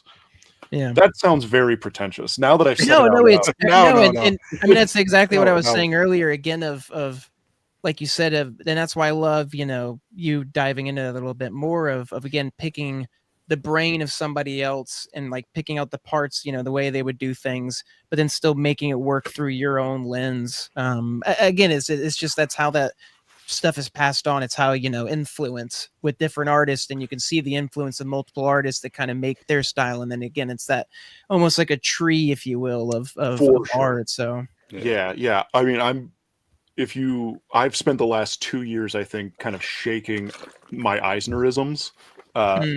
Big spirit, big Eisner guy, and trying to look at other cartoonists' work and being like, okay, I like this. I like what he's doing over here. How do I incorporate that into the style that I've kind of been known for and kind of works? I am attracted to Eisner because I like drawing that way, right? Like, yeah, I feel like there's something to it that's obtainable to me, but also like how I think comics should look is kind of the way Will Eisner draws comics. So it's like taking other little bits and things and putting them back into it, or adding more stuff to the sauce. I think that's really that's the way I've been talking about it more and more, is just like I've been looking at a lot of Al Cap and Little Abner recently, and throwing more and more of the Al Cap stuff into the mix has kind of evened out my Eisnerisms a lot, even though they both kind of draw clothing the same way. It's the same little stroke. So it's like, okay, cool. That's a similar thing that's going across artists and across like reaching out through it. So it's like, take that part, make that more me, change the way I'm drawing faces a little bit, or change. These are minor tweaks, right? I talk about this in the Substack post today too, where it's like you're shaving seconds off of your run time, right, off of your marathon time, and every time you're like, this is better, and it's shaving seconds off of or minor tweaks of like, this is how I draw a nose. It goes down, bump over, right? Whereas before I was just like, it's a straight line and then there's a bump. So it's just like that subtle, I'm adding a bump to something is a weird like tweak that nobody would really notice. But I can look at it and go, yeah, it's more, I can tell when I drew it because of when I'm adding that kind of bump. So. And I think it's something that you know, you're saying, you know, you don't notice. And I think it's one of those things where gradually people are like, oh, like there's something different about your art. Like, oh, there's like a shift. That's when like shifts happen of artists, like seeing, you know, again, to bring up Skottie, you know, his previous older work on say Spider Clan or something versus, you know, when he started doing the baby covers, and it's like you see those shifts of figuring out things or you know, that idea of, okay, I'm going to start doing this and seeing where that takes me. Yeah, for sure. And then you see him do stuff like going back to that more, I'm gonna say realistic, you know, proportion style, and you're like, this is all the stuff that you pulled from doing baby covers and that style back into drawing like this more realistic Venom, which is like, it's such a weird, cool mix and mash of everything. But that goes back to like, I know Skottie's a big Calvin and Hobbes guy. Those dinosaur pages are the craziest thing. They're like super realistic and rendered dinosaur pages, and then you get Calvin just, you know, going crazy. And like that's the kind of stuff that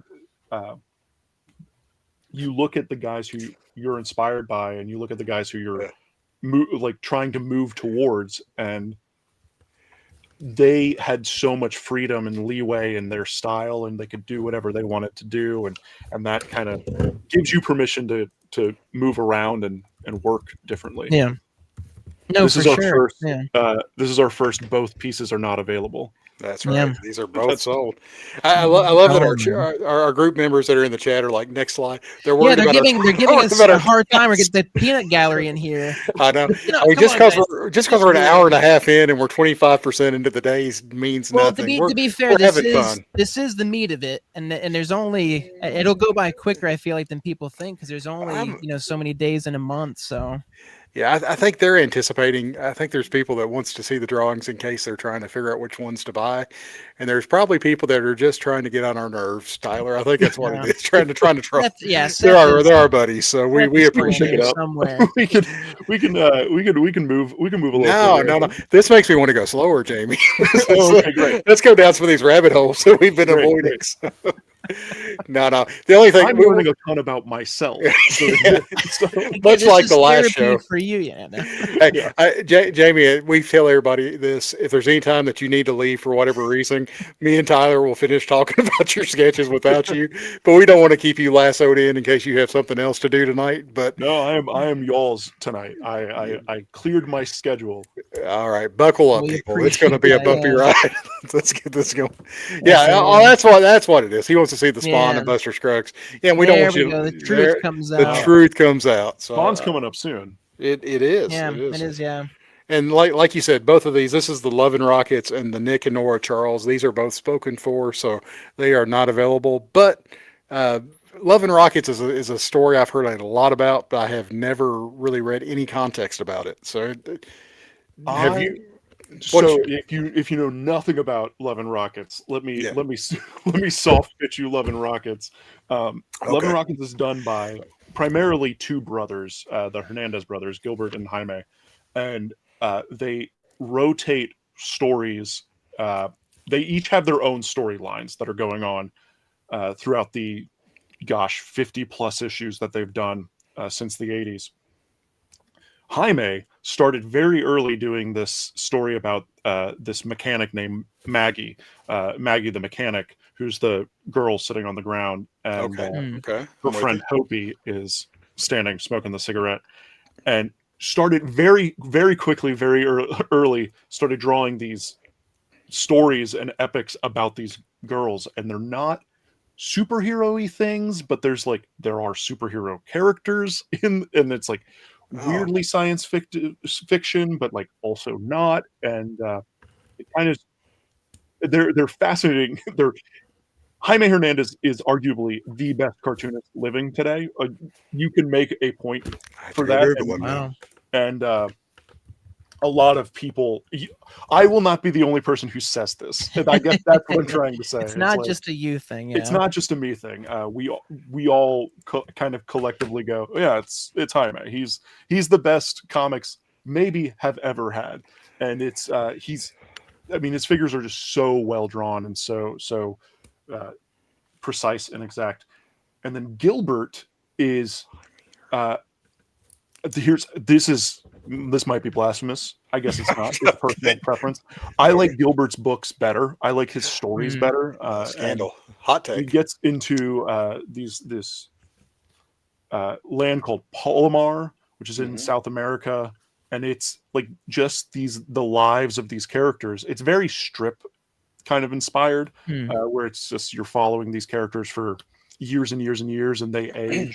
And I think Maggie and Hopi are in their 50s now, and they start at like 20, right? They're in their 20s, and now they've been doing it for 30 years. That's pretty cool.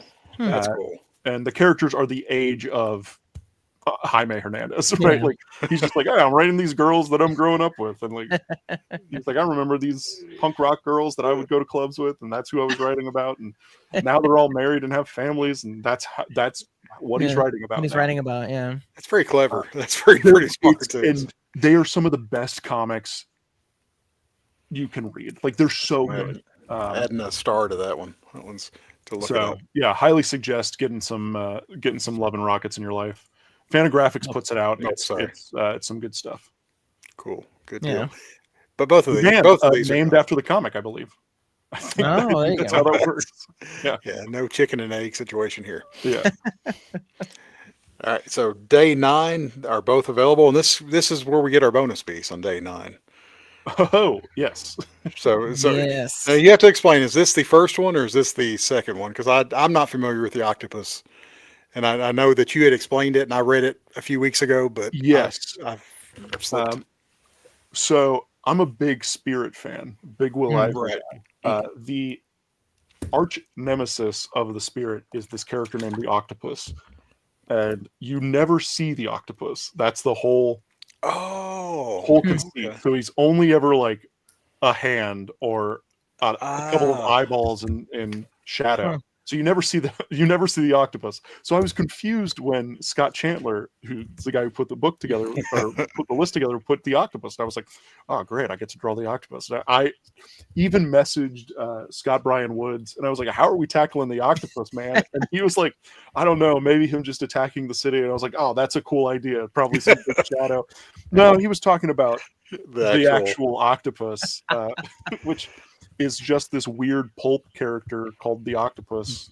Who's got like this human face and shoots laser beams. It's just this giant monster thing.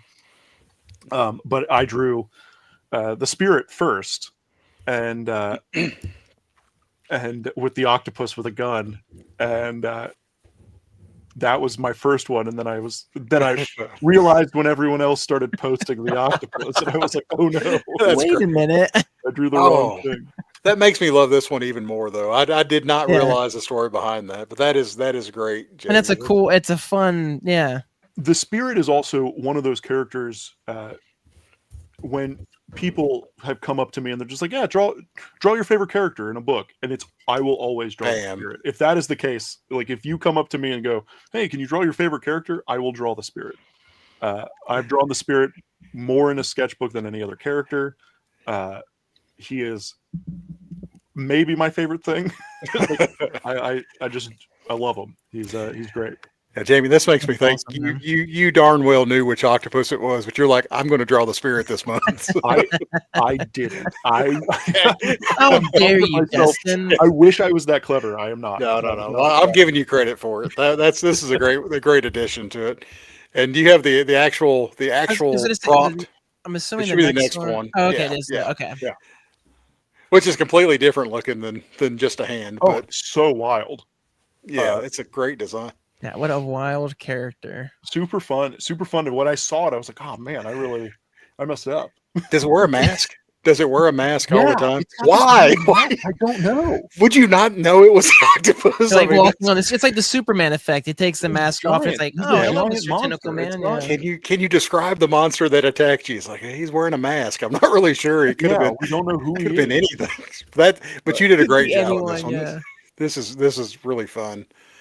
But I'm glad we got the bonus one too, because we got to hear that story about the spirit, which was really cool. And just seeing the hand, the perspective that you used for that was really cool. That was a good one. Thanks. you gotta hide them somehow. And I was like, oh, I don't know. That was very clever. That was good. And all three of these are still available. Yes. And we're about to. The next slide is another one that I cannot believe has not been claimed yet. It's one that I've contemplated. Which I love Flat Top too, but I'm talking about the Teenage Mutant Ninja Turtles. I mean, that one, the group shot that you prompted in they're your... still unclaimed. I thought they were claimed for some reason. No, I cannot believe they're not claimed. And this is one that you said... I know you're in this chat right now. Yeah, this one went over an hour, right? You broke your rule time to do this one, I believe is what you put in the newsletter, if I'm not mistaken. Yeah, it was the first one that broke the hour rule, which... I got carried away. I like drawing the turtles. I always forget I like drawing the turtles. Until you start drawing. Until I start drawing, and I'm like, oh yeah, this is really fun. So yeah, I just got carried. It wasn't me trying to go faster than take more time or trying to push it into an hour or break my rule. But the turtles just got to the point where I was like, oh, okay, turtles. And then I just had fun, and that was great. It got away from me. Yeah, well, I would imagine I don't know. It's again those moments where that's when my art is my favorite. Like when I'm making art, that's my favorite is when you just get lost and you're like, wait a minute, like it's been a few hours, like what's happening? That it's like this weird zone that you just get lost in. Yeah, it did not take me long to ink. I will say that. Like I was able to like rock out the inks pretty quickly for this, which was great. It was a huge relief when I was going through it and doing it. But the nunchucks are great. The effect that you use for the spinning, it is hands down my favorite part. I was like, oh yeah. And you went Michael Bay, didn't you, a little bit for the? I mean, I want to hear the story about the nunchucks, but for the Donatello and the goggles, is that more of a modern take on Donatello, Yeah, or am I? give me Donatello with goggles. I love him. Okay, okay, Yeah. sorry, but the nunchucks. I'm sorry, I didn't mean to interrupt that Yeah, story. nunchucks or Walt Simonson. I was just completely had Yeah, to look up how Walt does Thor's the hammer, yeah, and Yeah, it's that's how it works. great yeah, effect. such an It's awesome perfect. effect. Yeah. So, Seth, are you serious? Are you sending a message about these? We can clean this up real quick, but we can have these claimed by the end of the show. So, if it's a thumbs up, we'll mark this one as claimed, and Jamie can take it off the list. I was gonna say, Great. yeah, the way you did Donatello, I really love his pose in this one. Oh, it's a yeah. But Leonardo's my favorite, so I'm glad he's front and center in the middle there. So It's getting what I love about the turtles, and just at how we've built them over time, or how they've evolved over time, Mhm. is their personalities Yeah. becoming more and more solidified yeah, as we've gone on, and trying to figure out ways to like have the piece. A lot of people do Donatello or Raphael with like full head uh, head pieces, and I love it. And I'm like, oh, that's a Yeah. cool distinction that also like ties into the way the character works. yeah, The height difference between Yeah. them, I think, is also really fun to play with, and kind of how they look. And I really like that new Mutant Mayhem movie Oh, yeah, too. that And was a great movie. That how was they good. Yeah. designed the character designs in that Yeah. movie are so good. Oh, it's one of those things where, when there's trends of stuff like the trend that the Into the Spider-Verse movies have started, is one of those things where it's like we're seeing it everywhere, that kind of like that style being taken on. But I'm fully for it. I just absolutely love it. It's in my opinion the closest to comic books that animated movies have gotten, period. Like in terms of like capturing that feeling of flipping a page and what I would imagine the motion being and the shapes and all that stuff. So Yeah, I'm a big fan of, if you're gonna do something, why does it have to be gritty and realistic, yeah, right? Like yeah, there Yeah. is a Yep. time and place for that kind of style and look, but uh, not everything has to be that way. And I think I've been playing a lot of Absalom, which is this new beat 'em up roguelike game, and it's super super fun. And the character designs in it and the art direction of it is so good that it's kept me continually playing it. Yeah. And compared to like the other games, I mean, this has been a uh, weird thing. I've been playing video games again, in kind of like a lot. Like Silk Song came out, and I was like, okay, great, I'm gonna play that. And then Hades 2 came out, and I was like, Yeah. great, okay, love. I'm a big Supergiant fan. Yeah. Makes But such great even games. the difference between like the Hades 2 art style and the way it's produced is like realistic to me now, compared to Absalom, which is like really heavy cartooning. And it's great. Like it's super strong. Oh, good. I'm glad somebody's Yeah. been telling Tyler about Absalom. It's a fantastic game that I think everyone should play. It's just really fun.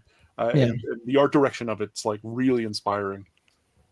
That's awesome, yeah. No, I'm very particular with games since they take more time. But I have a list. That's always what I tell my Holy friends. cow. Like it's on the list. Yeah. I'll get to it. It's on the list. So I missed the Grendel early on. Whenever you did it on a daily basis, this is the first time I'm actually getting to see it. Nice. That is really good. It's spoken for, but it's It is really spoken good. for, yeah. Yeah. So John Carter is still available, Yeah. but the Grendel is not the Grendel. Grendel is spoken for. I Really think nice. John Carter was the first one I did.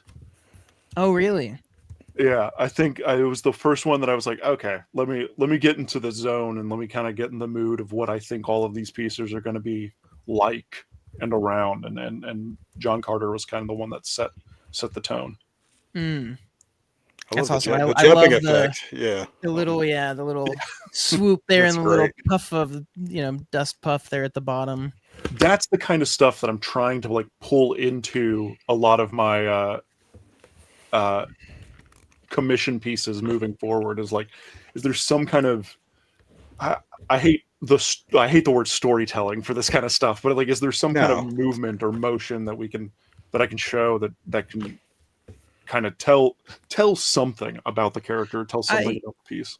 Yeah, no, it's something I love, and it's such a small thing, or can be a small thing, that can have a big impact, or just, again, like you said, gives more to the storytelling. I mean, it's why as an environment artist, I love environments, because of the fact the storytelling that comes from the objects around the characters that they live in. So even just with Grendel here on the gargoyle, like, just standing, like, just, a part of that building he's on gives me so much to like what would be happening if the rest of the piece was filled in. And even what you did with John Carter here, it's like, Yeah. okay, is he jumping off a cliff, like he's about to attack, like there's something, like it starts, my imagination starts to fill it in. I find that to be, that's what draws me more to a piece than, say, just a character that's solo by itself, or for sure.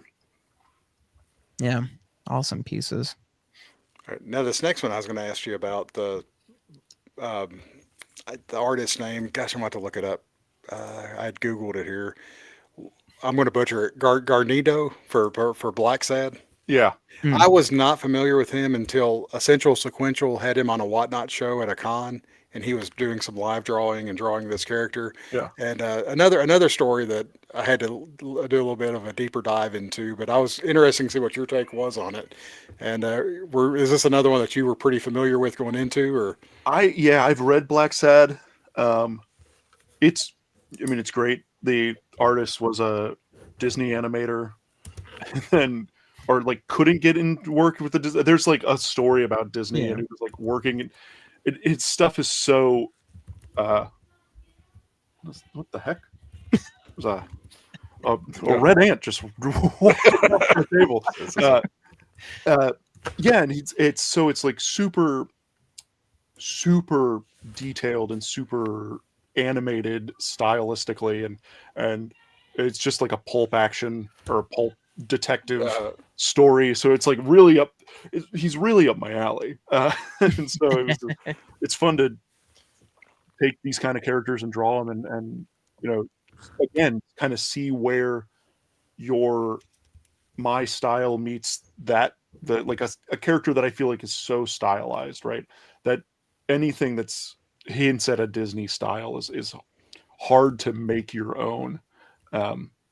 So instead of doing like a 1-to-1, just recreation of the character, you could actually, like, I don't know, push certain things. And I think a lot of my stuff, it comes into clothing where it's like you can really tell that I did it because of the way the clothing folds over characters and stuff like that. But and then on the other side, the Avenger, that was another one that I tried to picture what it was before I Googled it. Yeah. And was not what I was expecting. I mean, I was the Avenger, created by the same guy who created Doc Savage. Oh, really? One of those really long running pulp dime novels. Basically just Doc Savage. Like, he's just a guy. He's like just a guy. Powerful. Well, the motion you used for him too, the lines that you did on that, convey that really well. Dots, the effect. One of those characters, one of those drawings where it's hard to do because he's like he's all white, and then his suit is like all white, and it's like, how do you do? Oh, I say this now, the baboon's in all white, so I don't know. Maybe I'm just like, all right, how do you make that interesting? But how do you make that interesting is like a character in all white without blacking? Because I thought about doing this a couple times where it's just like, do I put a black border around it so so the contrast really pops? Yeah. But I didn't. I was trying to keep everything this style, right? Just like character on a white background. So the kind of light effect of him coming out or being shown from above or from below was kind of the way I tackled it. But yeah, the Avengers are cool characters, both of them. I'm just saying, I mean, even without knowing the characters themselves, again, like we were talking about it, being able to see them in the context of your art, I'm like, oh, that's interesting. Like, that's cool. Like, I don't know this character, but I want to find, and that's more so also just knowing your sensibilities and the things you like. And it's like, okay, if you the things if this lines up with that kind of stuff, then it's like, okay, like it'd be interesting to check out if you're also interested in the other things that you find interesting. So Yeah, for sure. That's kind of the thing with Pulptober that is why I've done it now for the past 2 years is one, there's a little bit of a learning curve for some of the characters with me, and it's great to kind of research and figure out who these characters are. But two, it's also just like my sensibility seems to work for those characters, and that's fun. Yeah. There he is. There's Spawn. No, yeah, and I know, yeah. I was like, we're here now. We're here. Who was asking it for? Yeah, Are you looking for it? I just want to know who Yigzag. I don't think we ever got a name, but yeah. I think it's Jerry. I think it's Jerry. That's Jerry. But no, I mean, like you were saying, you pointed that out, and that was what was so interesting was certain characters looking forward to, not necessarily the character itself, but how you were going to translate it with that pulp style or with your style kind of a deal. Yeah. So yeah, Spawn. I mean, this one was, and then this one hasn't been claimed yet, or it has. No, it hasn't. No, it has not. This one is incredible. I made the cape bigger 3 times. Oh that's great. I love it. I sent the original pencil sketch over to Matt Sardo, and he was like, "Make the cape bigger." So, more. So I did. I mean, it's such a. This was actually, I think, the first Image comic I got into, and I read a little bit when I was younger, like high school and stuff. Like I actually still have the ones that I picked up at like the comic store and everything. And then my dad showed me the movie, which my mom was completely opposed to. But it's like, absolutely, I was just like, dude, what is this character? Like, it's just such a insane character. And the fact that his cloak is I mean, they've talked about that, like design, like that it's a character in and of itself. So it makes sense, making it bigger. But yeah, it's just, I love like the effect you got on the hands, the cloak wrapping around him, the chains breaking off. I mean, it's just you did the character proud. That was really well done. No, 100%. Yeah, super fun. What's odd about El Coyote over there is if when I look to the left side, the IC3 Tober, if you see a Savage Dragon or Mouse Guard or some of these other ones, you know they're going to be mice or they're going to be a dragon. The Pulp Tober, I kept waiting for a spider to show up, or I kept waiting for like an actual coyote. I was looking at the black cat. I look at all these, but it's fun because a lot of them they're just regular people with these fancy animal names on there. Just guys in masks. That's a huge inspiration for me with the baboon. And people have often asked me, they're like, "Well, why does he have baboon powers?" I was like, "No, he's just a guy in a mask." Which is great. That's great. People question it because they don't have the reference for like, oh no, this is a huge thing in pulp comics. It's like pulp's characters are just like they just are the names of animals. That's the thing. People have also asked me, it's like, oh, is like every superhero named after an animal in the baboon world? I was like, no, he's just the baboon. Everybody else has their own names. They're just, this guy has a baboon name. Just happens to I mean, it's one of those.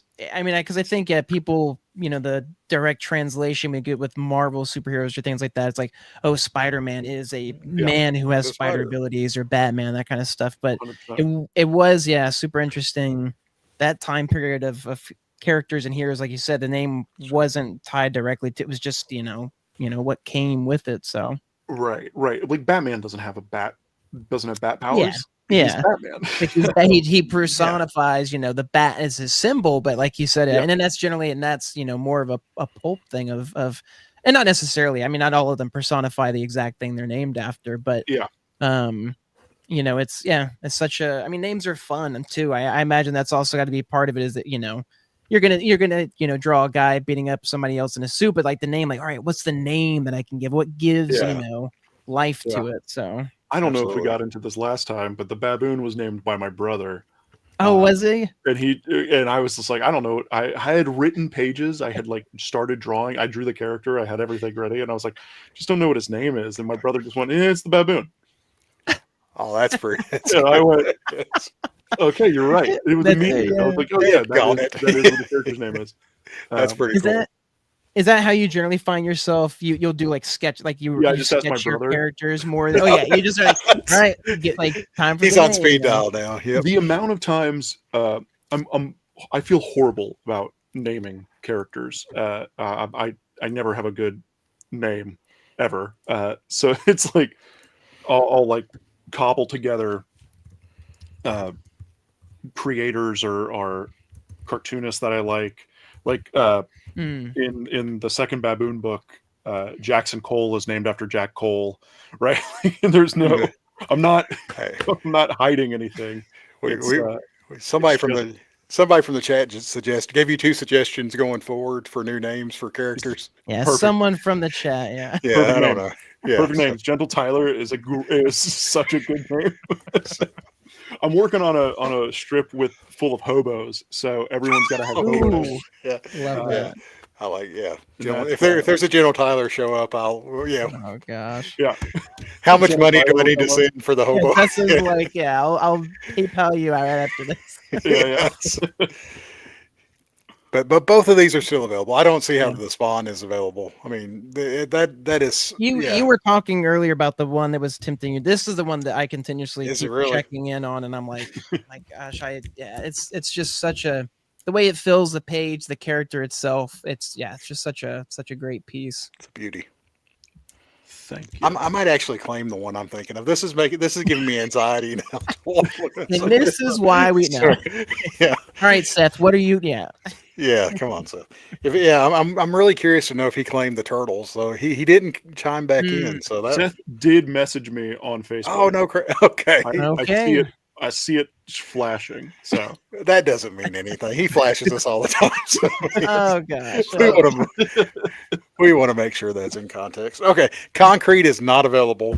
correct. Kato is available though. Which Yeah. the car you drew the car or two with it. I did. You got to do the Black Green Hornet. Beauty. Yeah. It's got to. It's Yeah, it is I called it the car. So I'm a sorry. part of Kato. It's funny. The last year I drew Green Hornet was on the list, and I drew Kato and Green Hornet. And so this one I was like, oh man, how do you top? I didn't want to draw the Green Hornet again for it, so I drew Black Beauty. Well, I like the way, similar to like the clothes and stuff, again, that overlap of the black car, but also with the black clothes, but still being able to, like, again, I think it's that thing again where we fill in with our minds that we see that thing jutting out. That's obviously not his leg. That's the bumper, the rear end of the car itself. So 100%. Yeah. That's just down there giggling. It's a tumor. It's like, never mind. We'll go on to the next Oh one. my gosh. Oh, wow. 2 hour. We've hit the 2 hour point. So Sheesh. yeah, I'm 48 ounces of my water in, so we're going good. But yeah, Concrete's another one I wasn't familiar with, but I post a lot of random daily sketches in the Skottie group, and I found one where Skottie had did Concrete, and I thought I've never seen it. It's a cool drawing. I've never seen it, but it's another thing that led me to a different draw. I remember the other one you're talking about. Yeah, it's kind of it's a gosh, what if the Thing was in real life kind of story. Like it's very he's a superhero, but he's also like really heavy. So it's like his entire house has to be refortified, and he's kind of the celebrity, and there's no real bad guys because he's a rock man, and everyone else is human. It's like come on, you're not really mad. You're not really gonna stop a rock guy. It's a cool book. I have not read enough of it. I've read I think like the first 5 issues of it, but it's good. It's great stuff. Looking at the list, we've almost hit the halfway point. But now, knowing that you helped compile, or that you compiled the IC3tober list, were there very many that hit the cutting room floor that you tried to include, that you wanted to include, but you're just like, hey, we got to stop at 31? We had a huge, I guess debate is not the right word. There was just like one conversation about it. There were a lot more modern books on the original list. And we decided, or I decided, I don't know who decided. Someone decided. But like Gert was on the list, right? Like I Hate Fairyland was on the list. I wasn't going to ask it. I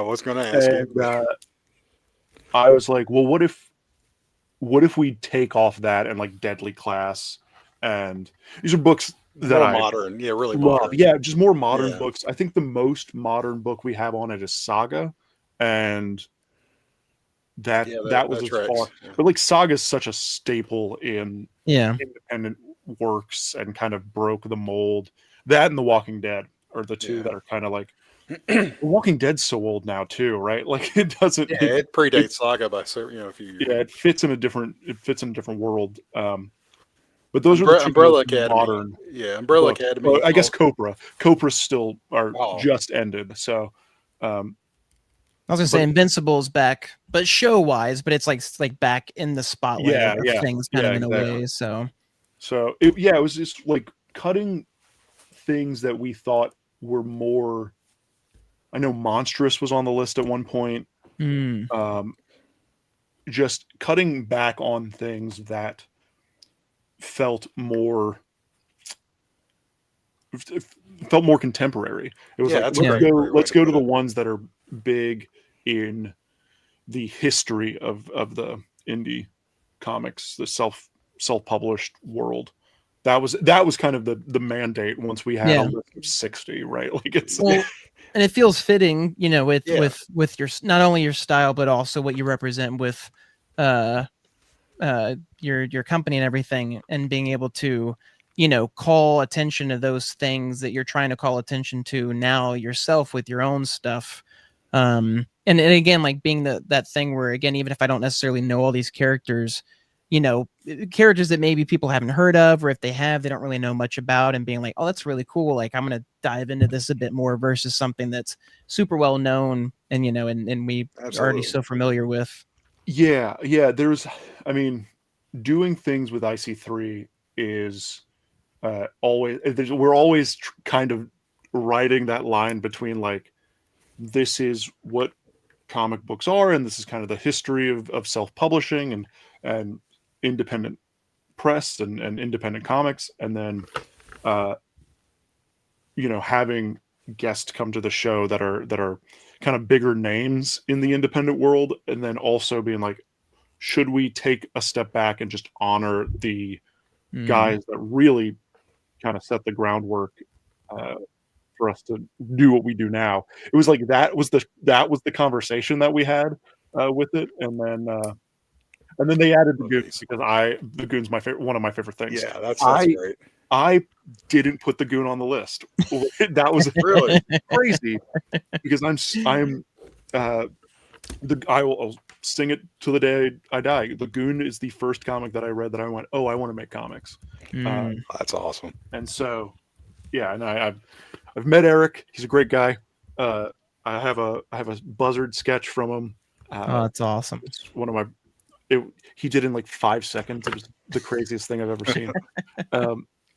Yeah, so I love the Goon, and I think a lot of people, when they look at my stuff, they go, "Oh yeah, you like the Goon?" And I go, "Yeah, of course." Yeah. You know the Goon? Yeah. We both we're both big Will Eisner guys, and I think we just share the same art parent, and I think that's what people see.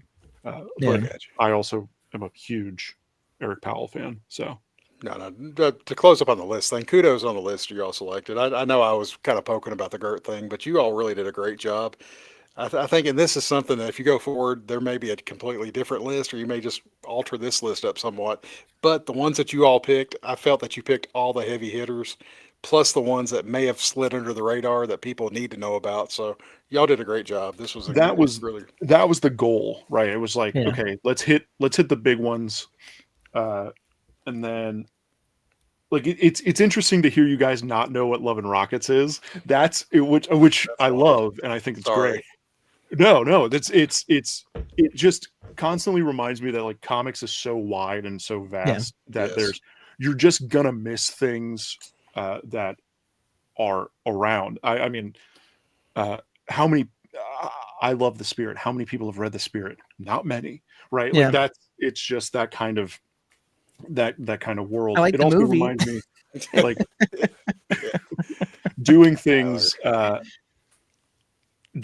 and kind of running a company with Power Pulp and stuff. It's like constantly reminds me that we have to sell the first issue of stuff all the time, right? It's like, oh, you have to buy the first issue of the Baboon, or buy the first volume of the Baboon. I did that 6 years ago, and I'm still trying to sell that book and not You know, it gets you back into the mindset of like everybody is new, nobody's read anything, right? The majority of people that are actually looking for stuff, they're they don't know. Most people just don't know things, and it could be their favorite thing and they've just never heard it.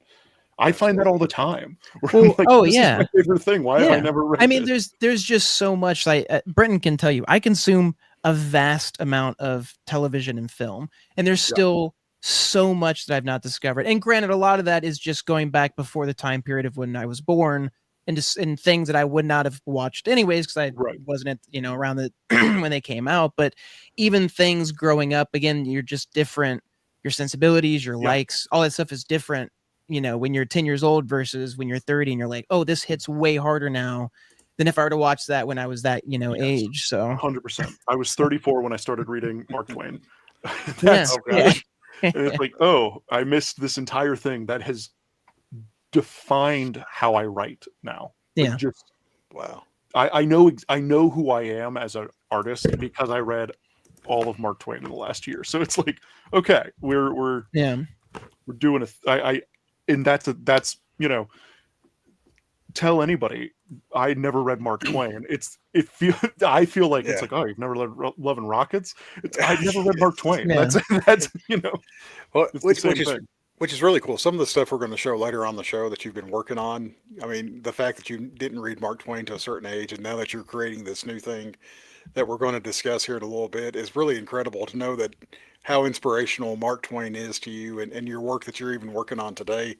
I can't wait to read the full story that you're writing for this one. So it'll. Yeah. I don't want to give too much away till we get to it, but I like teases. We're trying to get people in. Tease it out. Yeah, we're 2 hours into this. So we gotta keep them going. Yeah. This is a great one. This one is not available for some reason. Lion Cat is not available. It is not available. This one was a mess up. It was supposed to be Nexus. Nexus. That's right. I posted a list that got changed that I did not realize. So this is the thing with making stuff with a couple other people. They're like, oh no, we changed it. What, you didn't see it? I missed it. It's pretty cool how much of the art was claimed prior to even seeing any images of what you'd created, because there was a lot of it being claimed right up from the start, and so that was a lot of fun to see the surprise. And as soon as I saw you correct to Saga, I thought, I don't care what it is, I'm going to get your Saga drawing. So Tyler hadn't even seen the correction yet, and it was Dustin, you saw it immediately. So. Yeah, I love Saga. You must have just been on Instagram or whatever I spent too much second time. I posted it, because it was the fastest. Like, I'll take that. It's embarrassing, but it was. Whenever I heard it was Lion Cat, I was like, "Oh, that's even better." Lion Cat is the Lion best. Cat's the best. It's one of my favorite shirts I own. Is when I picked up at Comic-Con. It's just Lion Cat. It just says lying. The same idea, the bubble with him saying lying on it. That's. Yeah. And Jerry makes a good point. The problem with a lot of the indie comics is many of them have a small print run, and unless you bumped into it, you'd miss it forever. And there's no telling how many great issue ones were created that just didn't pick up steam, that just died a quick death, whenever they could have been the next, any of these 31 IC3 Tober prompts that we're talking about. That's right. Yeah. The deep dive of weird things. We at Power Pulp, we have a book on the list called Leo Derrick in the Heart of Darkness. I think that's the name of the book, but it's Leo Derrick. It was this book that was published in 84 that Jim Rugg found, and then he found the guy who drew it and wrote it. It's him and his brother, and they were like, oh, we got a really good deal. We have like 10,000 copies from in the 80s that they were sitting, and they just like uncovered in their sister's house. And so we were like, well, we can put those back out, and it's got this new life now that people are finding the book from 84 that had that never picked up steam, never picked up anything, and now it's back in circulation. It is our best-selling book by like a ton. Really? Yeah. I mean, it's just one of those interesting things where I think of like movies, that are now considered cult classics. They were considered flops when they released things that, again, just maybe for the time like for the people who were adults didn't really hit, but the kids or something that watched it who were younger, they latched onto it and they became adults and were like, hey, remember that thing we really loved? And like bringing it back in such a major way, especially with today's day and age with the internet, how that can influence and change things so drastically to give new life, like you know, with the comic, that same kind of way. So For sure. Yeah, it's fascinating to see like what people are interested in and what I mean, one of my largest readerships for the Baboon are like 20-year-old kids who, when I put out the book, were like 12. So Yeah. it's like, oh, you're finding this book now. and you're like, oh yeah, this is great. It kind of like reminds me of like Scooby-Doo or like things I was watching when I was 12. And I was like, I made it when you were 12. Do you not, like this was meant for you when you were 12. You're supposed to like it. And so now we kind of get like this nostalgia hit from it. And I'm like, oh, you just missed it when you were 12 because it, you know, small distribution, small putting stuff out doesn't always hit in certain markets. And you're like, okay, cool. Like people have found it, which is great, and they're all the audience that I originally intended the book for, which I find fascinating. That some way, shape, or form, like if life finds a way. Exactly. But no, I mean it's such an interesting. Again, it's and like you said, it's one of those things where with you finding Mark Twain, where again, if you. It's not that, you know, like I don't like missing things that I eventually find and like find amazing. It's just one of those things where it's like it's just for whatever reason past it and cross, and then they eventually do, and you're like, wow, I can't believe, you know, I didn't get into this at that, you know, time when it came out. So yeah, I think I tend to try to think of that all being on purpose, right? It wouldn't have meant the same thing to you. Like if I read Mark Twain when I was in high school, I don't think it would have the same impact that it has on me now. And so now reading it, I'm like, oh, I don't look at it as a bad thing that I missed it. No, right? It's always this massive positive thing, especially if it becomes my favorite thing. I was 23 when I discovered Will Eisner, right? Yeah. And it changed the course of what I thought were possible in comics and kind of really solidified that this is what I want to do. And then I spent the last several years kind of like building my way through and what I thought Will Eisner was trying to do and trying to, you know, build that as my career. And then, you know, now I've read Mark Twain and I'm like, oh, wait, no, this is, let's pump the brakes. Let's add this to that mixture and move forward. And, you know, how I can think about things has changed. And there's certain permissions that are given by reading things at certain times and given the opportunity and given the ability to do something, you know, when ability hits what you're reading and you're like, oh, I can, this is achievable, which is another weird thing to both put in like Will Eisner and Mark Twain in that realm of what I, you know, let's talk about ego for a second, what I think is achievable, but it's really just going, okay, cool. Somebody wrote this and somebody did this and they really practiced and they were able to make something. I think that's kind of the approach that I've taken when I find something that's like super inspirational.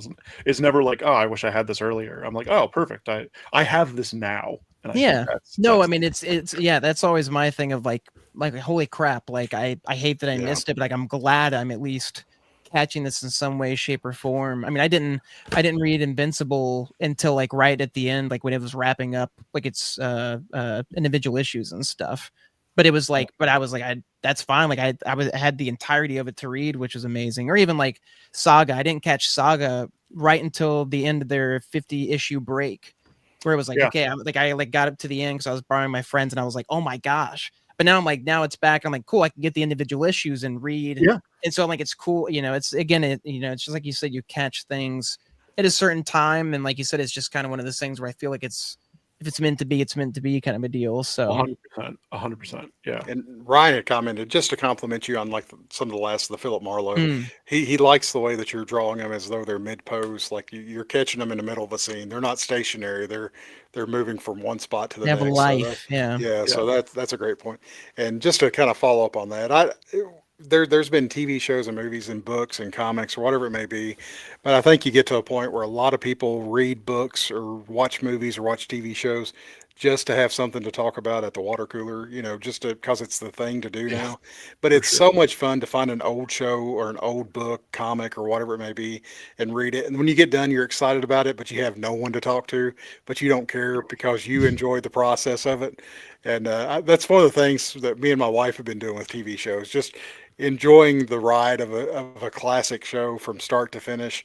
And then at the end, I may be the only one excited about it in my neighborhood, but I don't really care Yeah. because I enjoyed the ride myself. And I think with Invincible, like what Tyler was talking about, and Mark Twain for yourself, I mean, you could go up to someone with Mark Twain and be like, "Oh yeah, The Prince of the Pauper, I loved it," and then be like, "Well, yeah, that was great in high school, but it means something totally different to you now," which Yeah. is a cool experience. For sure. Yeah. It's such a weird thing. Talking to people, like I've got a bunch of friends who are like readers, like readers, guys, and I'm like, oh yeah, Mark Twain. You've read Mark Twain? And they're like, no. Like Yeah. I read Tom Sawyer or Huck. Most people have read Right, Huck right. Finn. Those, yeah, though, yeah. Yeah. And then it's like, okay, cool. Have you read? Like now I'm like in these weird like fringe areas of Mark Twain, where it's super fun. Like reading the short stories is I think I would suggest if somebody was like interested in Mark Twain, I'd be like get a collection of the short stories and you won't go wrong. Like there's so much going on there. It's that more so than anything else has kind of defined what I do. Yeah, both of these pieces are not available. So I forgot. No. I had this typed up like 5 minutes ago, and I forgot to hit enter on it. So I'm sorry. Yeah, who? Robbie the Robot. Who did that go to? Please refresh my memory. the man above me. Yeah, Gentle This- Tyler. Gentle This Tyler.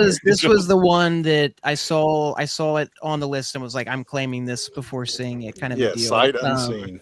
And again, this kind of goes and I'm over our conversation and of finding things. This was one that's been with me for decades because my dad is such a massive fan of this movie, and it's so interesting because it's like Forbidden Planet's one of those things that like most people most people my age are like, Forbidden Planet, I have no idea what that is. I'm like, man, you need to watch Forbidden Planet. It's such an amazing movie. It's such a cool character.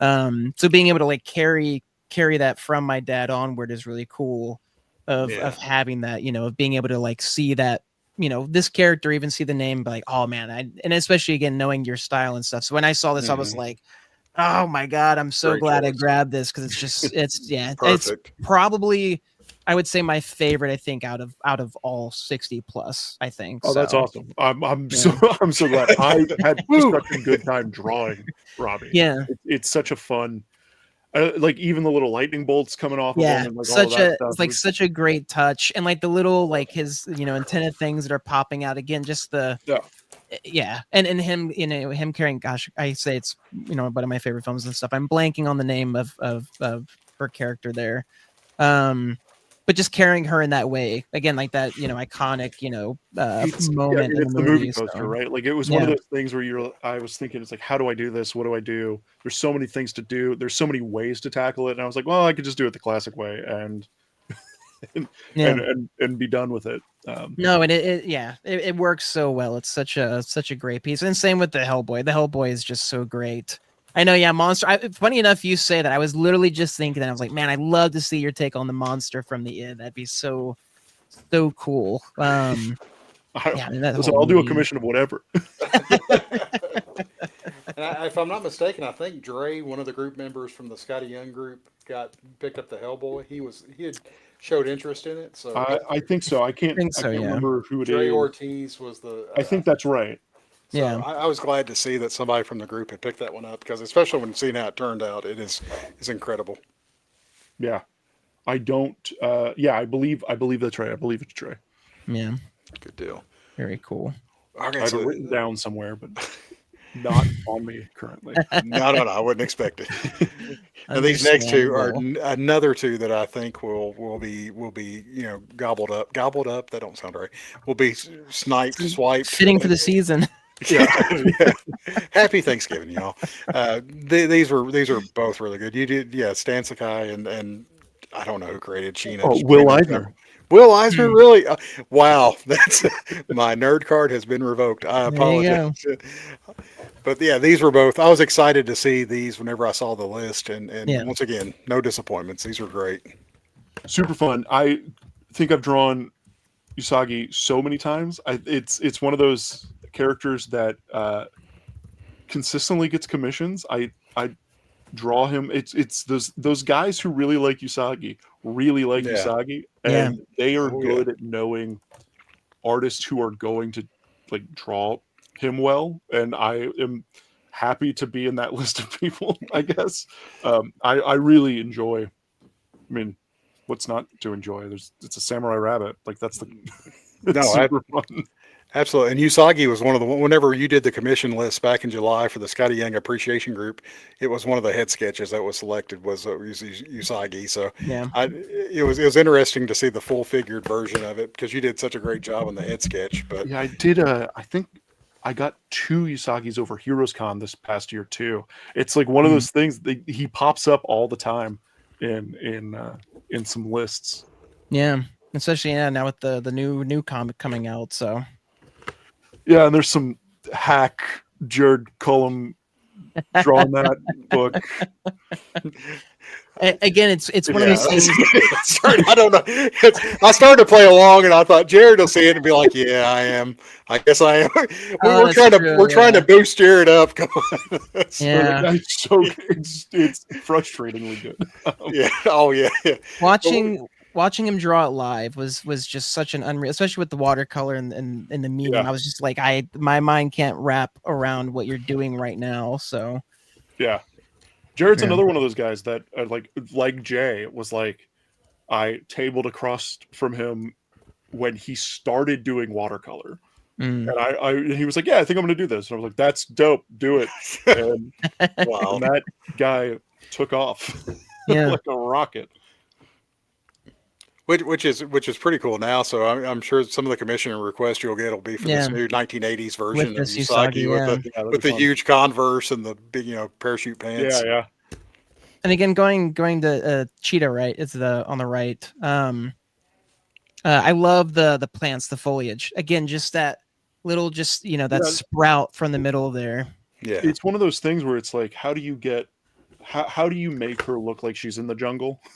And it's without drawing a jungle. The jungle, yeah. And so, just adding little things, little lines, foliage, trying to get, some kind of placement, some kind of movement, a sense of No, it's awesome. Yeah, I mean, even the grass, you can tell it's pressed down by the foot. I mean, again, it's just such subtle hints of the rest of the piece if it were filled in again. So. Big team up. Yeah, here's the one that another huge one. The first one that killed me, right? Wildcats was the first one. A19, yeah. I posted and people were like, "Oh, okay, this is what you're doing," and I was like, "I guess so." Yeah. So, yeah. And then this one got. I think this is my most shared piece from this month was this Wildcats, and it's still available, correct? I mean, oh man, yeah, that's shocking. I really like the way, speaking of that, of how Instagram is doing that now, of like just having like the little emotes and stuff. It's just it's a simple way. And again, it's not like, having to like repost and write a paragraph or something. It's just like, this is awesome. I want to put this out there and, push your stuff and hopefully get more eyes on it, kind of a deal. It's super intuitive. It's it really good addition. That repost. Yeah, I was curious, just to hear on your side of things. You talking about this being the most shared piece. I would assume you're talking about Instagram or or overall maybe. Instagram and Facebook. People shared this one a lot. My buddy Chris Anderson tagged like Jim Lee and DC Oh, wow. Comics. He was like, "Give Jamie this book. It'd be weird." I was like, "It would be weird." It's like That is awesome. Take a '90s comic with '40s sensibilities. And I was like, "Oh, that'd be fun." A lot of Yeah. people were like, "Oh, I want." A lot of people said, "I want to see you do a superhero team book," and I was like, "Oh, that'd be great." Yeah. I don't have that idea in my head, but I could do maybe it. one day. Maybe one Yeah. day. Yeah. One. And Jerry had commented about Solomon Kane, which another Mm. cool thing about the Pulptober list is a lot of the names on there listed are ones that we've seen that have been made in Hollywood by some type of movie style or something. Yeah. So it was interesting to see, like, oh man, some of these were actually pulp or comics prior to these weren't original stories that they were taking. They were pulled from these older stories. So Solomon Kane's one of the first ones that popped in my head when I saw that. Yeah, Solomon Kane is. I mean, it's Robert E. Howard. It's the guy who made Conan, made Solomon Kane, and it's. I mean, one of my favorite things. It's a puritanical witch hunter, right? Like he's Yeah. just a great character. Also, some of the best. I like Conan a lot. I've read a lot of Conan. Solomon Kane, from a writing perspective, or maybe just from my interest perspective, Yeah. it's just like leaps and bounds more fun than Conan is. And it's the same writer. It's the same stuff. Yeah. It's really just like, here's a guy who's walking around like the northeast of America fighting witches. It's Yeah. great. Well, I love him. Well, how did you feel about when Hugh Jackman came out and that movie wasn't a big hit? But did you Never hate the saw it. movie? Did you never saw it? Never Really? seen it. Okay, well, But now I'll have to go see it. If Hugh Jackman's Solomon Kane. yes, About to say. Sounds like a good time Sold. to me. yeah. Now Sounds like I'm a like prequel I'm to second Van guessing Helsing, myself. I'm so- going to Google this to make sure I'm even. There's an image of him in a Puritan cap, it so I'm pretty sure it's it was Van some- Helsing? Yeah, I was gonna say, yeah. Is it Oh, Van Helsing? good Is that what you're Lord. thinking of? Good Yeah. Who was in? Oh wow, AI. I've seen Van Helsing. Yes. Oh no. Who played Solomon Kane? Who was the? Oh, James Purefoy. Never mind. I'm sorry. Oh, my goodness. This is horrible. You It get your came out- fact through here first, folks. Yeah. Please, Van I'm back. Helsing. I'm back. Same difference. Come They're on, the same guys. guy. They're Same guy. basically the same guy. Okay, Solomon Kane, 2009, played by James Purefoy. I mean, he was in Rome, so we're all good. My face is turning 10 shades of red right now. This is horrible. Let's go on to the next. Oh yeah, this was cheer me up. Yeah, Mouse Yeah, there Guard. we go. Yeah, here you go. This piece is unavailable. This Here mouse it guard is. piece is unavailable. Mm. And this was one of the only pieces that I did like full background stuff or like Yeah. full things with. When you draw a mouse, it's such a small, kind of simple form that I wanted to show scale and show more than just being a little mouse. So I drew foliage around it, and that's Mouse Guard. I thought this would cheer me up. It did not, Jamie. I'm still mortified. but no, this was really cool. And you sent us a drawing whenever you did like the preliminary work on it before finalizing it. I would have been okay with the preliminary side, but I didn't want to tell you that because I was afraid you'd stop. But yeah, this was really cool. I was very happy to see this one. I think this one's my favorite. If Robbie the Robot, I had to double check that name to make sure I said that right. If Robbie the Robot was Tyler, I think Mouse Guard was my favorite. I love That's this fair, one. yeah. That's a Yeah. Such a Super fun fun. one, yeah. Like one of those things where you're like, how the book is so specific stylistically, right? And how do you take that? How do you make it your own? How and other people have done it so well, and then you're like, okay, how do you tackle Mouse Yeah. Guard? It was super fun. Mouse Guard was not my addition. That's a Matt Sardo addition to the list. Goodness. And Prince Thune of the Linemen. Oh, really? What a great character! What a great guy! What a fun time! It's such an a intense, Flash yeah. Gordon character, super fun. There's in his a character that I wasn't really all too familiar with, even though I love Flash Gordon. I've read a lot of Flash and stuff, but there's a strip of him fighting this dinosaur thing, and I was like, I'm gonna do that. That sounds great. That's So- cool. That's awesome, yeah. Love that. Such a great. Yeah, some of these pieces you can really get lost in whenever you're looking at. Because at one point I was staring there at the mouse guard, and I thought there was like 2 seconds of dead air, and I thought, oh, I got to break out of this trance. So I'm back. I'm back. So this is good. You're out of the. No, I mean it's yeah. I just loved. I loved again, like we've said earlier, of getting the previews of these, or like knowing what was going to come, or even not knowing and seeing a piece and being like, oh, that's really cool. Again, if I didn't know the character or something like that, but yeah, all just super fun. So the Mask and Johnny Canuck, these are both available. Once again, everybody really, Jim Carrey is kind of what embodies the Mask for most people, but you know, much like I'm going to expose my ignorance there. Whenever I first saw the Mask, I had no idea there was a comic. Yeah, Neither did I.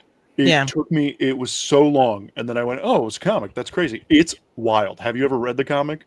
Have you ever seen the pages? I've seen pages from it. Yeah, but it's I have not read it. what the movie You would is. think. Jim Carrey really takes it and makes it its own thing. It's a lot more brutal. It's a lot more gruesome. It's a lot more gritty.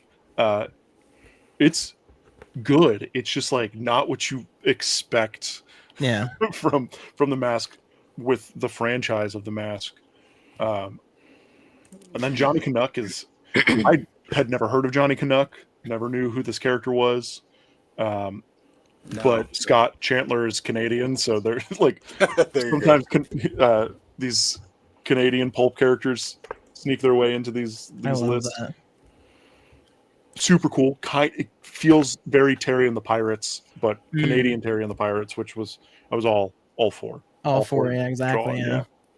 See, I thought of when I saw this one, I thought of our conversation about Jude Law and Sky Captain. There you go. True, yeah. I thought What a we're going to film. bring it It's back. got the look, yeah. One day. It's just we're going to discuss that movie in one of our future episodes with Jamie. That sounds great. Listen. I'm here for it. I can talk about that movie all day. All right, and it'd be fun to rewatch it. I don't think my kids have seen it. I don't even remember it's age appropriate, but I just remember enjoying it in the theater. So Yeah, I remember. I think it's age appropriate. I saw it pretty young,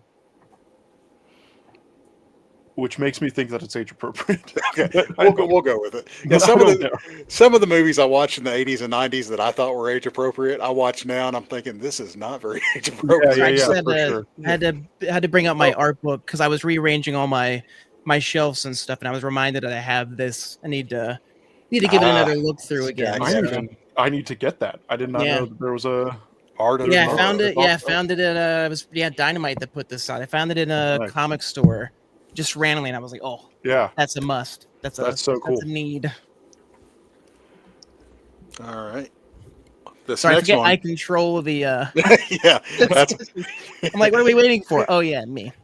The next one is not available. The Umbrella Academy, which I think this is the first one that I was angry with Tyler about, because when I saw it, I thought 5 was the one that got me. When I saw it, I loved how you did all these characters, but super fun. I forgot how much I like Umbrella Academy.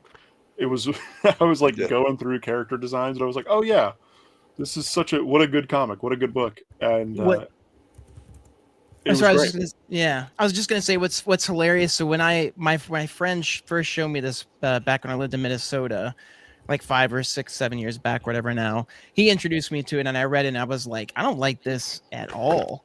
And he was like, really? I was like, yeah, I just don't. I was like, this is really weird and stuff. And then I read it again, and I was like, this is really great, and it's really weird. I was like, I don't know why I didn't like this at the beginning. It's like, I'll have that every now and then with something that I'm like, I don't know if it was just a mindset or it just didn't click with me at first, but then rereading it, I'm like, okay, I totally get it now. I see. I bounce off things all the time. Yeah. It's and I am not one of those patient people that's going to power through it. I am like, if it doesn't hit me, I just go, okay, this isn't for me. This isn't for me right now. Or and then I'll go back to stuff and go like, oh, why did I not read Yeah. this, or why did I not Yeah. enjoy this movie? Yeah, I mean, my favorite movie of all time is Empire Records, which I like very. Yeah, Rex I Manning Day. remember when I watched it the first time, I went, I did not like it, and I was like, I don't like this movie. And then there was something that kind of like scratched the itch and eked me back to it, and I was like, oh, this is. I didn't like it because it's my favorite movie, and I wasn't paying attention. Like that. Yeah. Like that's why I didn't like it. But that Yeah. kind of stuff happens to me all the time. Yeah. Video No, games, it's, yeah. more so with anything else. It's like, oh, I'll start playing a video game and I'm like, this isn't for me. Yeah. No, it's and again, this was one where I put in thinking we would just get one character, and I was like, man, I wonder which one which one you'll choose, even knowing that like some of the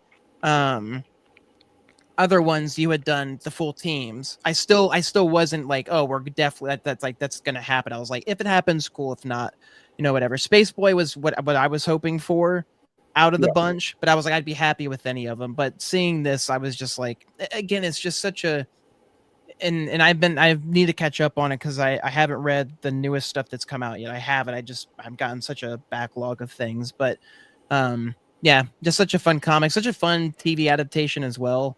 Even if it kind of went down in the end, in my opinion. Yeah. Still overall super fun, fun story and such great characters. So. No, Yeah, I don't. I've never seen the show. You're going to find that this is probably a running occurrence with me. Is like, oh, there's a cool comic. Yeah, I've read the comic. I've never seen the show. Which is completely opposite. That's so refreshing to hear, though. I was going to say, yeah, it'd be the opposite. Of Like, I've seen every movie and Yeah. TV show that it's probably been adapted. The comic, I was like, I didn't know there was a comic. Yeah, or I'll say really bad. I've read the Wikipedia plot summary page. That's what I go to for a lot of movies. Oh goodness. Yeah. If there's a movie I'm not sure it's going to be good, I'll just read the plot summary. Yeah. The one on the right, the Karnacki, I couldn't help. We just had a discussion about the Prestige the other night. Me, Tyler, and Seth did. Whenever I saw the light bulbs in the ground, I couldn't help think of the Tesla David Bowie, scene in the. You may not have seen the Prestige, but I've seen the Prestige. Hold up, Dustin. I was scared for a second. It stars Hugh Jackman. It's really good. Oh, it does star Hugh Jackman. It actually. Oh, I thought you were. Oh, it's great. Yeah, that was a joke. That was a joke. We brought it. It's full circle. This is That's good. right. We'll bring up Hugh Jackman one more time before the movie. Sky Captain starring Hugh three Jackman. times he'll appear and start singing in front of you. So. That's right. That's right. So, but you have seen Prestige. That's good. Yes. Okay, good. Love the Prestige. I had never heard of Karnacki, the witch hunter, and found out that he's kind of just Nikola Tesla. Really? That is kind of the thing where he puts like he's a witch hunter, and it's kind of like proto Scooby-Doo, where he's going around and like setting up light bulb pentagrams and everything to like summon a ghost, but the ghosts are just people in costumes. Oh, that's even better. So it's there's it's public domain short stories collection that I don't know. I learned about the character and was like, I kind of want to read this. Now I want to get into it. Yeah. Very cool. All right, we got 8 days left, 9 days left. Where are we at? 23. We're 9 days left, so we got this'll. So this is American Flag and Black Cat, and both of these are still available. Yes. American Flag, Black Cat, American Flag, Howard Chaykin comic, great Howard Chaykin comic from the 80s. Black Cat is not from Spider-Man. I started to claim it. She is this Black Cat is one of my favorite, I think, physical drawings I did this year or that past month. There's a curve in her back leg that goes that subtle, like thicker to thinner lines that as it goes into the crook of her kneecap. I was gonna say the front one or the back one? The back one. The back one has a bigger loop. Yeah. And also the front like kneecap into the thigh. When I did it, I was like, you did it. You nailed it. Like there's something about the subtlety of the curve that I you're constantly trying to figure out that like weird, subtle curve that Yeah. makes it feel naturalistic. Oh yeah. And so I feel like I hit it. No. Now, I love that. Honestly, I love the shoe with like this Yeah. back shoe. Yeah, Like it the worked like with the the weird, texturing with it. the Yeah, it's weird like this texture. like Yeah, it's very much so. so yeah. but the hair, Yeah. the motion of the hair too. I mean, this is the gentleman that complimented her earlier about it looking like all these are mid pose. It looks like she just came to a screeching halt. The hair kept going, inertia Yeah. pulled the hair forward. The pose, you did nail it on this one. super fun. Yeah, I really enjoyed drawing her. I've drawn her once before, Yeah. just in like another one of these kind of list things, or like going through old public domain characters, and she's fun. She's fun to draw. Which there's Yeah. nothing there, right? It's just like a woman wearing Yeah. wearing a mask.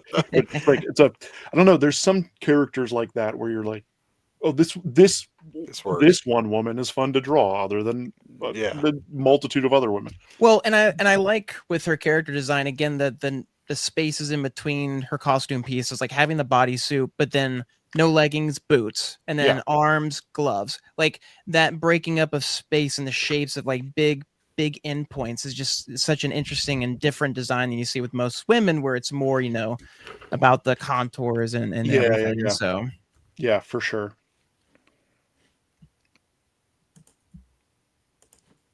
this is such a crazy character on the left that Oh, I miss that I'm one on not the- aware of.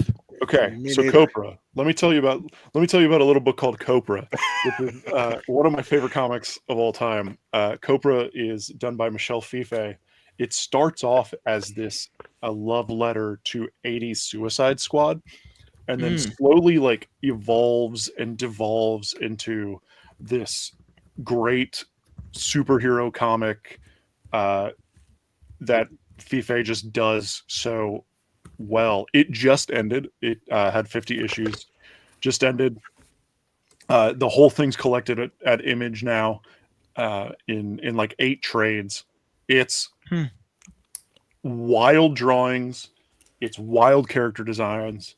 It is just a tour de force of like independent self-published books. He sold it originally through his Etsy. So this is how long ago Really? it started.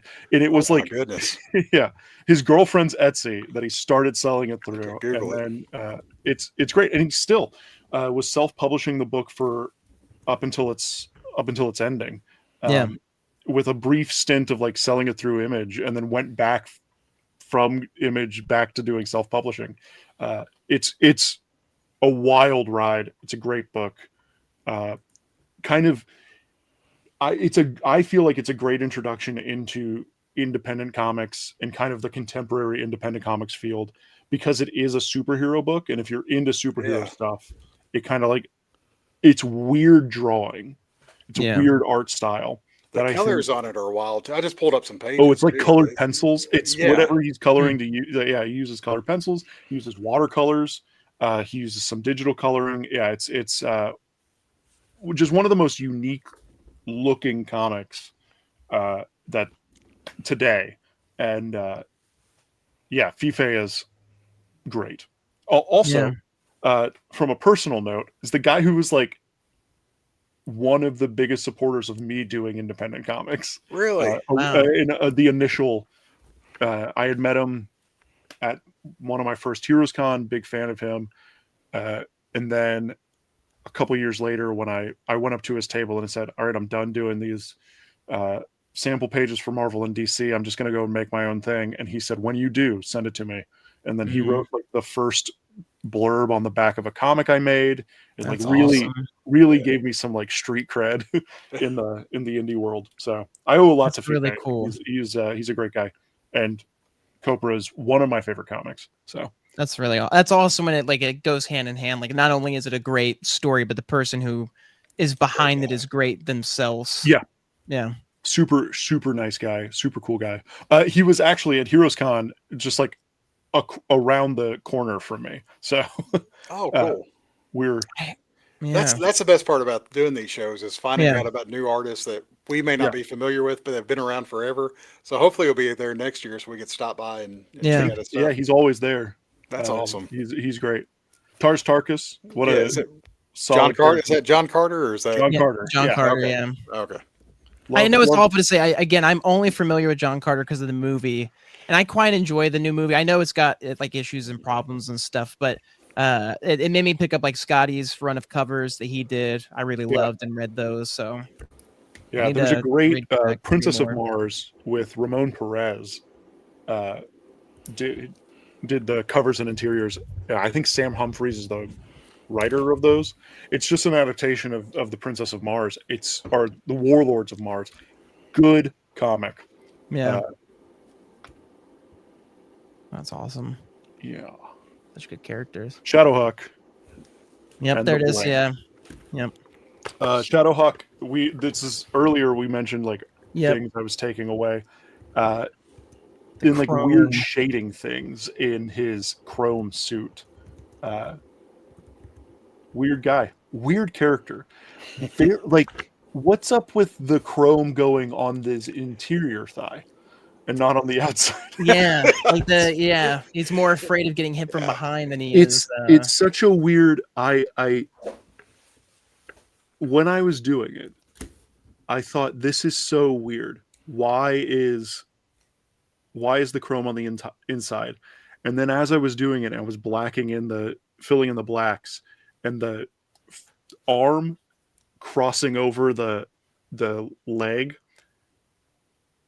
it made so much sense. I went, oh, that's really cool. It's because that's a really cool design choice, but it's really stupid and impractical. Yeah. I mean, and that's what's so kind of going back to that like whole not thinking or thinking too much into things at certain times. I mean, again, I find that that's the simplest answer is like, it doesn't make sense, but it's okay that it doesn't make sense because it just works. Yeah. Like there's so much of that I feel like we miss because we're like, oh, it has to make sense. Like, no, it doesn't have to make sense. Like, and that's why, and obviously it's a bigger conversation and stuff, but like you kind of talked about with like making superhero movies realistic and stuff, like everything had to make sense, which is why it took all the fun out of it because it's like, it doesn't have to make sense. Like when Star Wars started introducing things to try and make sense of the Force, like you don't need to do that. Like it can be unknowable, unquantifiable, and that's what makes it mysterious and interesting. Again, I always go back to the monster thing of the monster is always more interesting if you don't show it because your imagination 100%. Is always going to be more interesting than whatever they come up with. So 100%.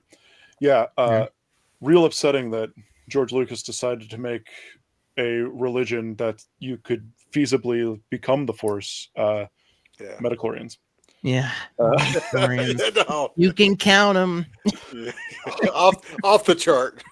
Just the worst. Yeah. It's I don't know. It takes away the fun of anyone can be a Jedi, and now you can't. Yeah. Hey, guess what? No. Only if your count is high, You can do this as much as you want, but that thing will never happen. Can you have a transfusion, though? That's my question. Can you my gosh. So, you know what? Call Filoni. And there we go. Make it up. See if we can make that happen. But the biggest crap I hear about the last Star Wars, which I loved I loved all three episodes 7, 8, and 9 just because it was Star Wars on the screen again. But the line that that gets repeated is that somehow Palpatine returned. Yeah, that gets, and I don't really care how he returned. I was just excited to see him back. But all my buddies that were big Star Wars fans that are just a few years older than me hated all three of those movies because they just said it ruined it for them. But I don't care. It's Star Wars on the big screen. I'm going to enjoy it. Even the episode 1, 2, and 3, I still enjoyed that, but it's hard to justify to people that are loyal devotees to some of these series that's okay to not know everything. Yep, I tell people I don't care. It's a good philosophy to have. I just don't care. Several people ask me how I feel about Marvel movies, and I go, I don't know. Like, I don't care. I had a great time. I had a great time with Fantastic Four. I had a great time with Superman. I think that's the thing too. Is it. like it does, like we want to label everything, and it's like doesn't and it's like, it has to be like you either really liked it or you really hated it. It's like it's okay if it was just okay. It's okay if a handful of them are just okay. Like I don't know this weird thing of forgetting the good when suddenly things start to go. I guess it's like it's a weird way of like viewing it like a marriage. Like you take the good and the bad. I mean, I take that Marvel marriage for the 100%. stuff that we got that I really enjoyed and really loved. For the stuff that's maybe not so great. That's if anything, comics, anything is you're gonna get that stuff. So you're dealing with a franchise. It's you're not gonna like everything. It's also not supposed to be for everybody. Exactly. Tyler, if my wife is watching, I love everything about her, Tyler. I don't know what you and your wife got going on. I didn't say you didn't love it. I said you love it, the good and the bad. There is no bad. There is only good. We'll talk after the show. Bad. She can hear me out there. There's bad now. We went on from the blank. I wanted to compliment you on adding Dick Tracy to the blank. I feel like you had to. Yeah, that was no. We can. Yeah, I just wanted. I'll just show it briefly again. Yeah, just briefly because I was wondering whenever I saw that. There. Yeah, that was a pleasant surprise to see Dick Tracy on there as well. Madman is spoken for. Madman is spoken for. Buster Scruggs is not. Now that again. Now, whenever you drew this, I'm not familiar with the comic of Buster Scruggs. I only know him from the Coen Brothers. He's only in the Coen Brothers movie. This is the thing. This is what I like about this particular, like the Pulp Tober list is they're not like tied to old things. It's like tied to the vibe of Pulp. Okay. I did not realize that. That's cool. So, yeah, it's like there were certain characters from last list that were like characters from the 80s, and it was like I thought, what's up with this? This isn't like a Pulp character. Then I looked into it. I was like, oh yeah, no, this totally is a Pulp character. And like Buster Scruggs fits kind of perfectly in that world where it's a, it is a Pulp story told as the way the Coen Brothers would do it. This is one of my favorite drawings. I really enjoyed doing Buster Scruggs and really trying to flex my Jack Davis cartooning muscles and caricature muscles, and it's great. I mean, it turned out great. I love the caricature of the face. Yeah, that movie is one movie I didn't get the first time I watched it. Like I watched it with my wife, and she wasn't really into it. And then when I watched it again, I've started watching clips from it, and I like watched little segments again. It's like I've enjoyed it more and more every time I've watched it. I feel the same way about Hail Caesar, which also a Coen Brothers movie. I saw it the first time, I was like, oh, I don't get it, and then I saw it a second time, and I went, oh, this is great. Like this is, and it was one of those things. It is. Sometimes I feel like I bounce off of story ideas because it's too similar to how I would want to do it. And Hail Caesar is like so in the pocket of what a Jamie Jones plot would be. Like, yeah, there's these actors and they're doing things. And there's a murder and there's like communists and pinkos and all of that stuff. And I was like, oh, that's great. And I bounced off of it the first time I saw it. And then, that era kind of became my life. And then I was like, oh, wait, no, this is really fun. Thank you for joining us. Yeah, thanks for joining. We may still be here when you get back from getting your kid. We've got 5 days left, plus Jamie's stuff he's working on now, which is you don't want to miss that. So this is another one that's spoken for by my cohort, Invincible, sight unseen. He claimed it. Very nice claim. Very nice claim. Yeah. Again, one where it made sense because again, it just fits. It fits that style in this Pulp, era of characters. Just seeing it in the art style of it, though, it's just it's so cool. Such a fun, super fun. I don't draw Invincible ever. Yeah, right? Like it's one of those things where, I'm not a guy who draws a bunch of like superheroes from the 2000s era. But it's super fun. Like what a great design. What a great character. The goggles are super fun. I was going to say the eye bubbles, especially the way you captured them. And again, just it's just so interesting because it's like, you see it in the modern sense or like the 2000 sense. And then just the alterations you made or just like the slide, it just fits so well within that that era of costumes. And like you said, it's just because of the design itself is just really good. So yeah, I you do this enough. I guess this is a thing that I've learned from doing these kinds of commissions. Is like the good designs are the ones that are easy to kind of transition into. They hold up. They're a little more malleable. And then you see like some that are like, oh, it doesn't really hold up in another style. It's is it as good as a design? That's what was surprising with all of those 90s image guys, is those, they might be stupid. They might be stupid designs, but they hold up well enough that they're like really malleable into going into other styles. yeah. Even Striker, even in Cyberforce, which I think is, Striker is the stupidest design. Why would you ever do that to yourself? For those who don't know, Striker has 3 arms on his right side. He's a stupid character. And I thought to myself, why would you ever do that to yourself? Yeah. Why did Mark Silvestri? Why Why this did choice? he Yeah.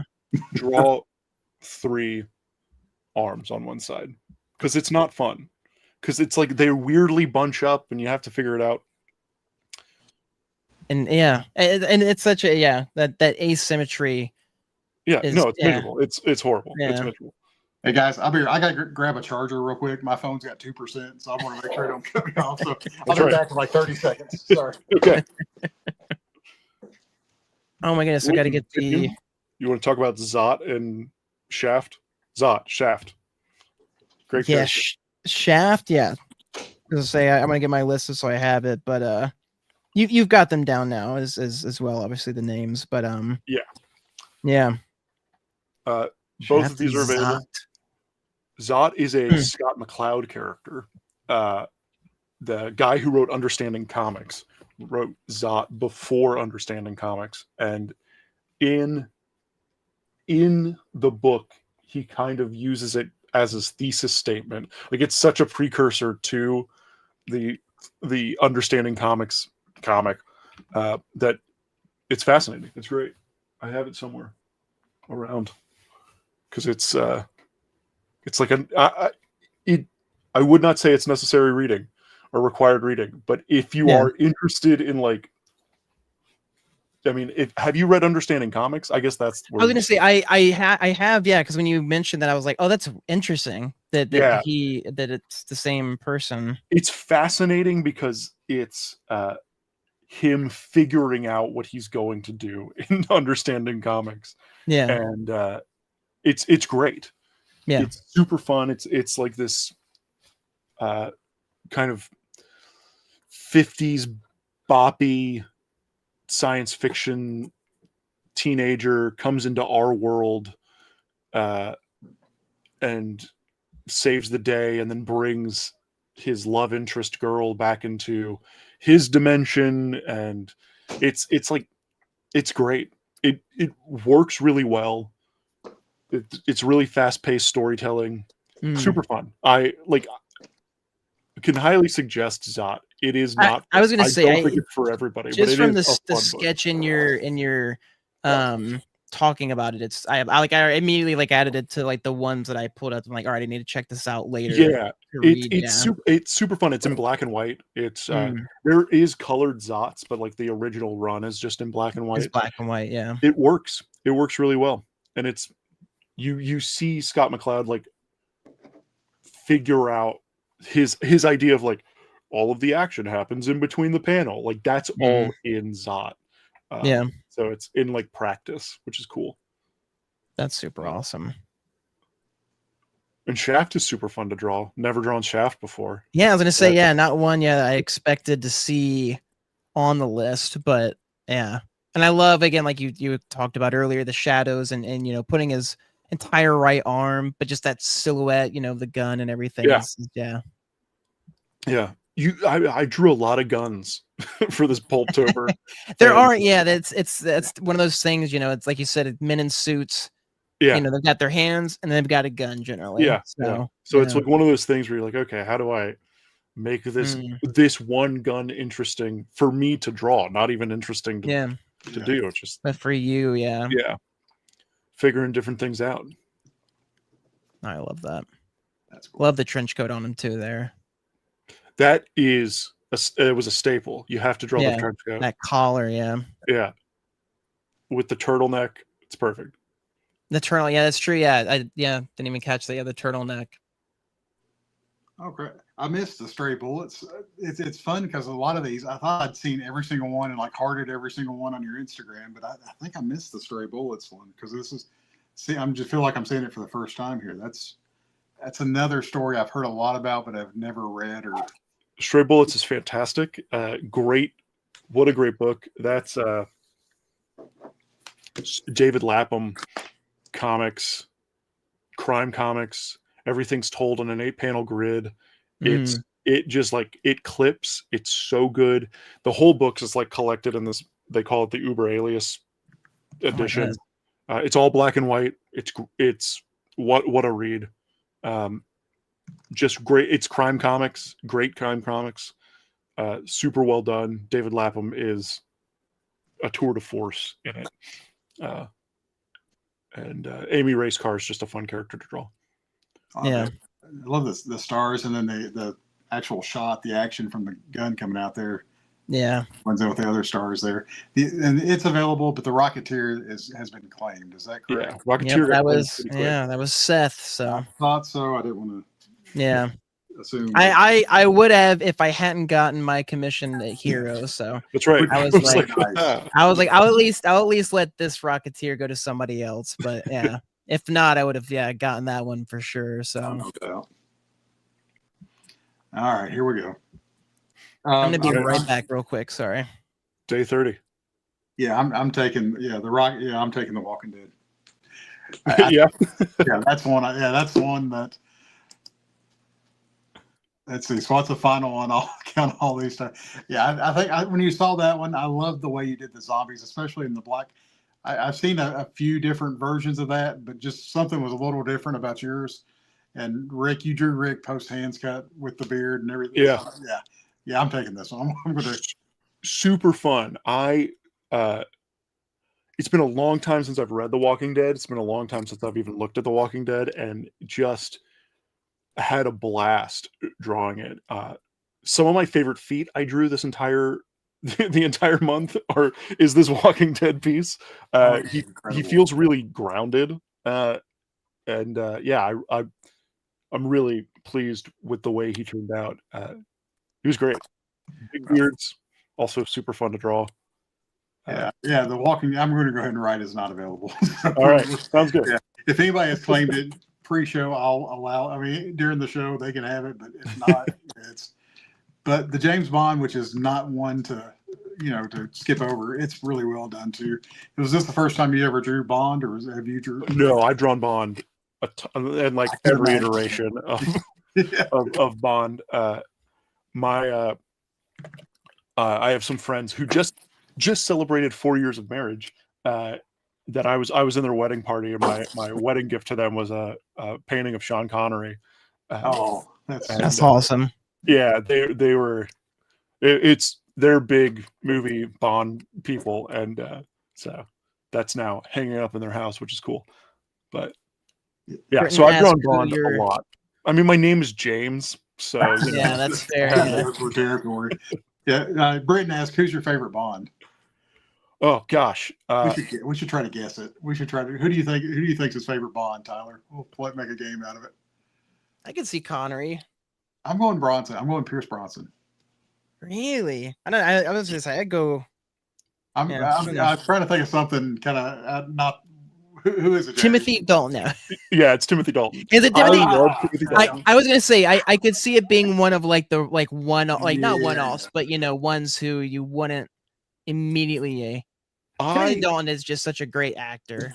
I love Timothy Dalton. I think that's what makes me like Timothy Dalton in anything I'm here for. I just love Timothy Dalton.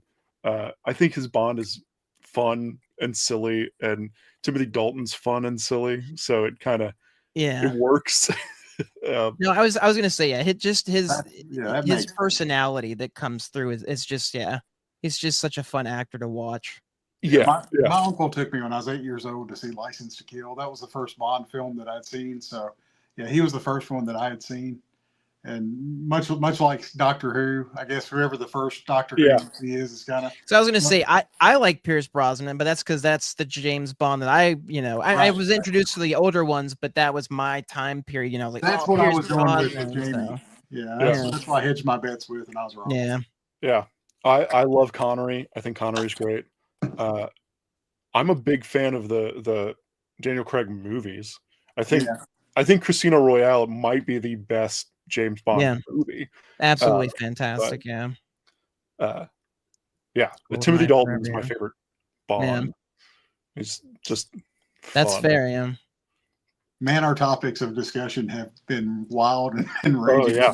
Well, they're fitting for that's what's so fun about something like this is the subject matter. Just so many genres and things to go into. So yeah, and I hope we haven't bored you too much, Jamie. Oh no, man! This has been a blast for us so far. And this is like your grand finale for both of these. I mean, these are drawing a horse is always crazy for an artist anyway. You got to stunt on people. There are times when you got to stunt on people. There are times when I feel like I was like, yeah, cool, I did a thing. It's always when I draw a horse. Every single time. In the 4th Spakow book, I drew a horse, and it's one of those things where I sent it to some friends, and they go, "Yeah, you're stunting on people," and I'm like, "Yeah, yeah, I can draw." And that's fair. I mean, a horse is such a difficult. Horses are weird. Like horses are just their anatomy is just so specific. And, getting the proportions down is a really weird thing, because you always. And then also having a person on top of a horse is also a weird thing. Horses, man. Well, you stunted on us. So. Just got to stunt on these. I love that. Some of these other cartoonists, man. I want to see it in the back of like one of your like it just instead of like the end, it just says stunning on them, and that's just how it ends. People are like, "What? Stunting on them? That'd be great. Like, what does that mean?" Like I don't. I love it. I love it. So Cyberforce, I thought I saw someone asking about that one. Is that one still available, or is that one's still available? Nobody's. If somebody's asked about it, they have not asked me. Okay. Me and Tyler were talking about a couple that we hadn't marked, and I thought that was one of them, but I'm shocked this one hasn't been claimed yet either. This is another great. Again, these team. I mean, again, I know nothing about the team, and I would still want to buy this piece just because I love the characters and I love the way you. Well, let me tell you about this great character named Stryker. He has 3 arms on one side. And what a weirdo. Yeah, Ripclaw is a cool character. He's just Wolverine. I guess that's the other thing with these like 90s characters is like they're just proxies for other characters. Stryker's Cable with 3 arms. And he's so much cooler than Cable, but he's got 3 arms. Those 3 arms really it's miserable. He's in the middle because I couldn't fit him anywhere else. It's like, oh, you got to show the 3 arms. You got to do it. But yeah, this was a great. I mean, what a way to end it. I felt like it was kind of the best. I thought we were going to end on Walking Dead, and I was surprised that Matt Sardo flipped that. Flip those on the list. But yeah. No, this one's like what a way to end it. Yeah, like the 500-gram firework that you set off at the end that leaves people with their jaw dropped. I thought this was a great way to end it. It was really, really well done. And Tyler, I claimed The Walking Dead while you were gone. Oh, did you? That was the one. Perfect. So that was the one I was really debating on. But that's fair. Like I said, that Spawn is still. I'm like, gosh, like you said, it's just people. I don't know how these are still here. They're available. Grab them. Stop making Dustin and I grab more, or keep doing that. That's fine. Jamie doesn't, I'm sure it doesn't bother Jamie either way. Yeah, Jamie's cool either way. Yeah, Ninja Turtles got grabbed by Seth. He grabbed it. He did. That's Seth. That's a good grab. That is a really good grab. And these will increase in price starting January 1st, 2026. Unless it will. Okay, I was making sure I was quoting that correctly.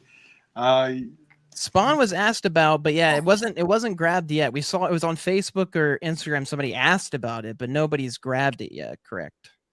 So So it's Now still we- available. yeah, and live claims work too. Jamie's cool. Yeah. I'm I'm sorry. real easy about getting this stuff out. I'm about to move, so please buy Yeah. things. You so want to I buy it? Feel free. Yeah. One, so I don't have to move it. Two, so I have money to move. This is all the good reasons. All right. Now, what's the next?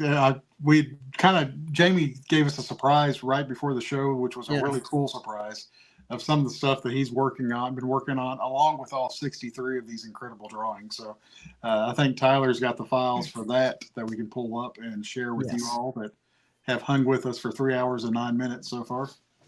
It's just a marathon. This is great. I haven't had a chance to look at these either, so I'm getting to enjoy them. Oh, nice. Yeah, I mean, I've been talking about Mark Twain so much that I have put together this pitch that is out and about. So maybe I shouldn't show this, but we're showing it anyway. I don't care anymore. So Well, thank yeah, you. I've been working on this Yeah. pitch for The Prince and the Pauper. I've been going through and doing an adaptation of it. I'm like 7 chapters in, not fully drawn, but just like broken down into how they're going to look. But yeah, this was my little cover mock-up, and super fun. You want to talk about fun, having fun doing comics? Yeah. No, it's been again, it's one of those things because I don't know much about the story. Like I remember I've read it once, but like it's been years. But it's one of those things that I love watching other people get excited about the things they're working on. It's like seeing how excited you've been working on this, talking to us about it, being in your Substack. Like it's just that rubs off. It's just like it's so fun to see it because of that stuff. So it's also like what I'm trying to do with this kind of thing specifically is really hit that kid comic book market, which I think is often and it's late enough, we can talk about this and nobody cares, nobody's gonna shame me. I feel like a lot of times the young reader, young adult comic, the look of those books looks unfinished to me, and it's like, why are we giving these unfinished comics to these children?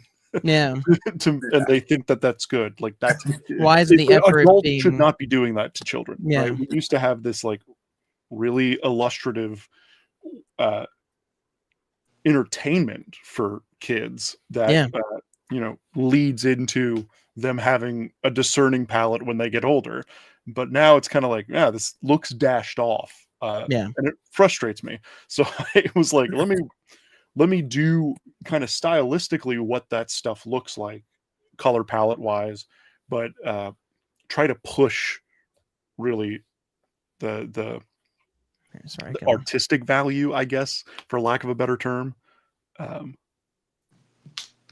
Anyway, I'm having a blast, and that is, of course, is a broad statement that I know tons of people who are doing great stuff that don't abide to that. Yeah, no, and it totally makes sense. I mean, again, it's such a bigger conversation, kind of like you said, but that's, in my opinion, the corporate America, technology, like where everything is going, it's about quicker, faster, less money to make more money, kind of a deal. So I totally am in agreement with you. I mean, even just like thinking about the like kids movies and stuff, again, the sets, like Hook is one of my favorite movies ever. And the way they talk about the set design and all this stuff and seeing those photos, it's just astounding to me, the amount of art that went into them and the love and attention. And like you said, you giving that to kids, you just don't get that as much nowadays from what 100%. We see, which is super unfortunate. So yeah. For sure. I think that's one of the reasons Oz went on. I mean, going back to like the Eisner winning, Oz books with Skottie.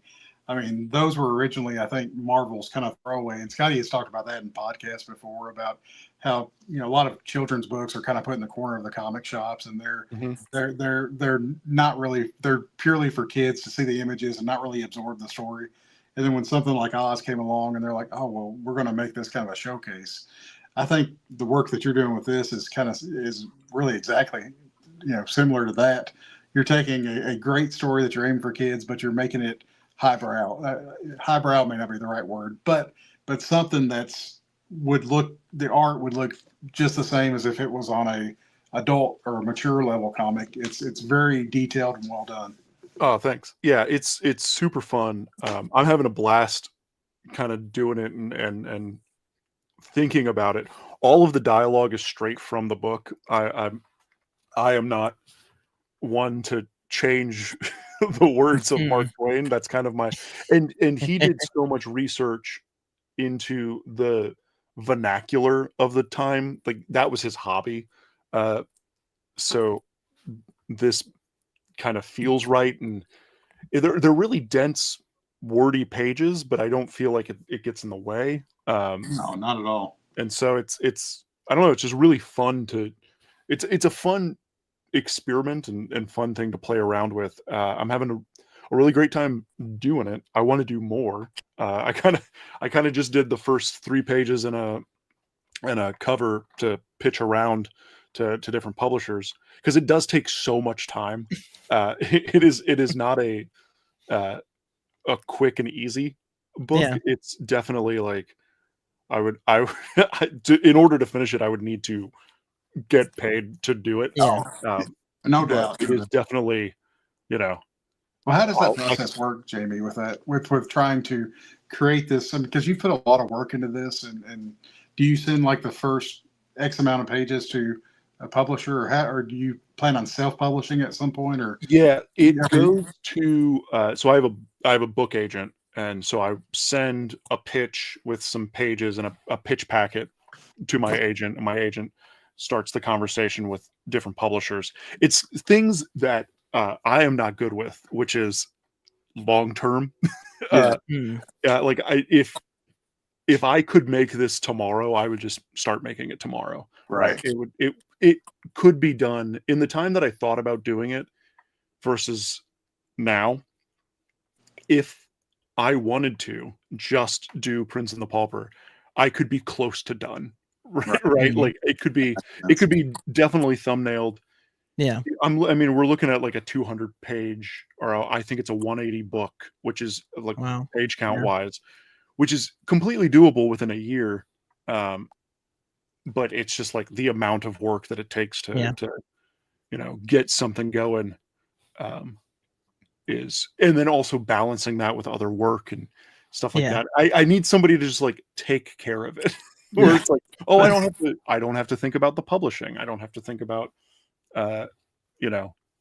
where the money's coming from, if it's coming from this one source. Right. That's kind of where we're at. And that's kind of why I'm like, I need to show this to people because I have little boy syndrome, and people I think more people need to see it because it's currently not being seen. And it's kind of the thing I'm most passionate about doing right now. I am doing in lieu of doing this, I am doing an adaptation which I have like completely thumbnailed out, and I'm 25 pages penciled. An adaptation of The Importance of Being Earnest, which I read for the first time a month and a half ago, and just I was like, oh, I can do this a lot quicker than I could doing a full adaptation of a novel. This one, and that went by really quick. Like it took me, I did the entire adaptation in a couple of weeks, and it worked really well. So I'm currently working on that, and when I move up to Philly and my like getting settled before everything's like set and moved in and everything, I'm just going to be penciling that book just in my free time. So, and that'll be 99 pages, and I'll probably self-publish that because that will be much more doable. Quicker. It is Tex Avery slapstick cartooning. It's great. It's super fun. I'm having like it's a great time. So yeah, and I know. I realize you said to continue on this project, you probably need to start getting paid, but I've heard you talk about this, and it's such a passion project for you. I really hope, even if you have to do a page here or there from now on, this eventually gets published, because I really want to read the whole story. It's one of those things where I mean, I have several copies of The Prince and the Pauper now. and it's going through it, and I have one specific copy that I mark up, and Mm. everything is highlighted. There's like 4 different highlighter colors, and it's really, I think it's right over. Let me see if I can find it, because I think it's right here. Is this it? Yeah. So I've got this copy of Prince and the Pauper, and it's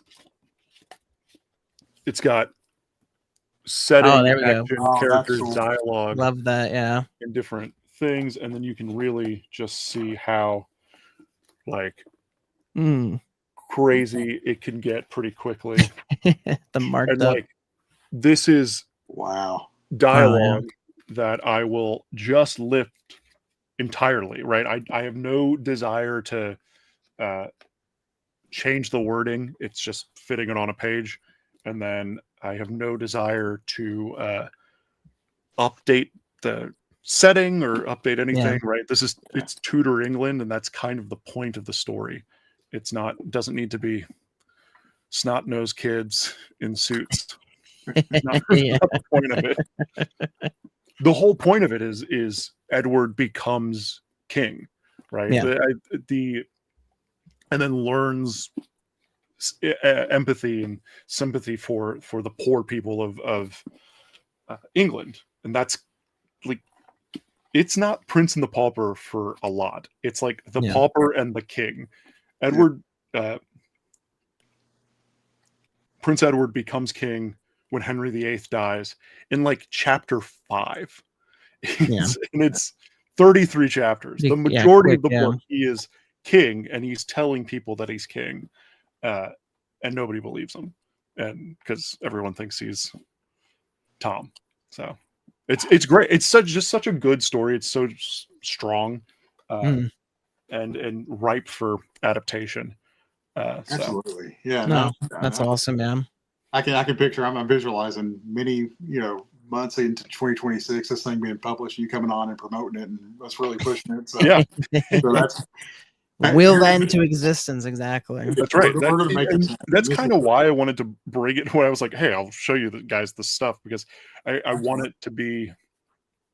I want it to be a thing. I'm really happy with it. I'm really proud of it. And the more that stuff gets talked about, the more you put it in the world, somebody's gonna see it. It's like, hey, I want to do this. Okay.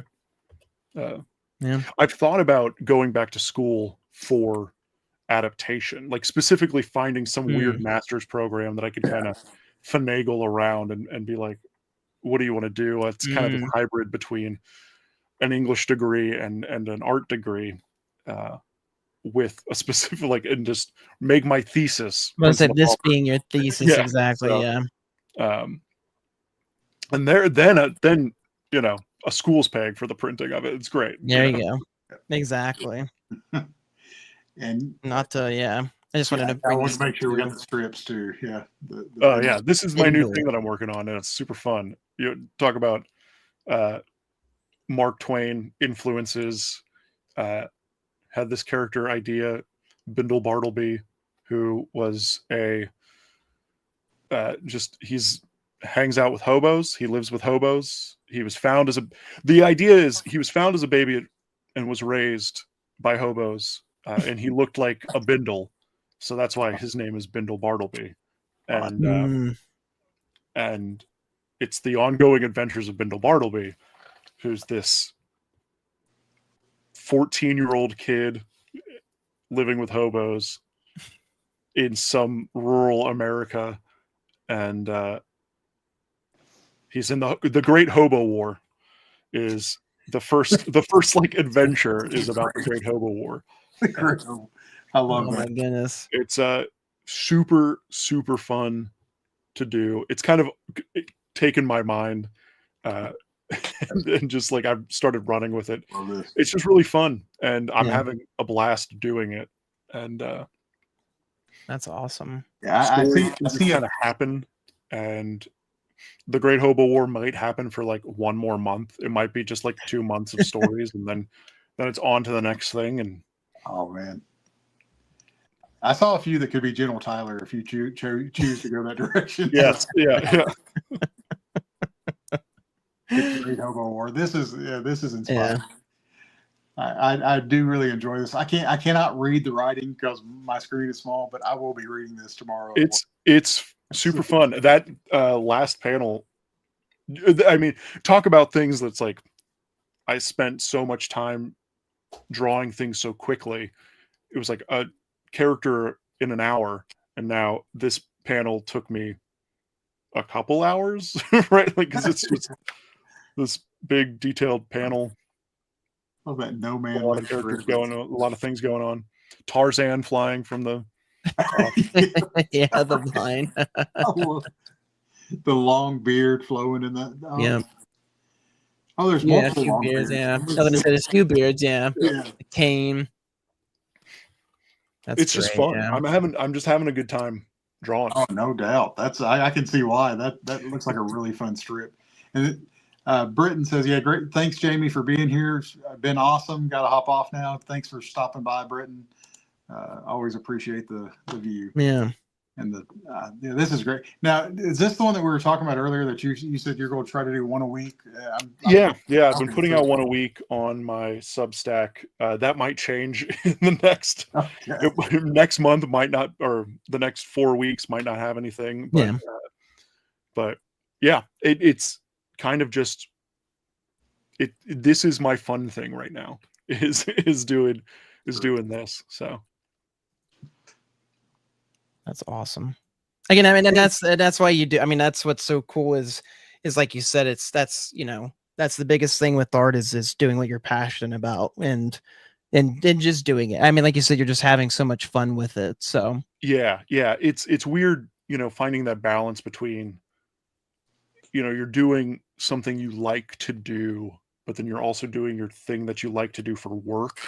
Yeah. And then does that diminish the work because you like doing it, or does it diminish the art because you're doing it for work? There's a lot of like weird things in balancing and mental games that you have to like hurdle around to just make sure you're not doing things for the wrong reasons. And I don't know, this strip and the stuff that I'm working on for the 5th issue of Spacao feel very much like this is what I'm supposed to be doing right now. So that's awesome. And like moving forward with Spacao, I've got plans for the next several issues. I'm going to be changing the format a little bit, and it's going to be Spacao is going to be 20-page Wizard Cowboy stories with 28 pages of like other shorts here and there.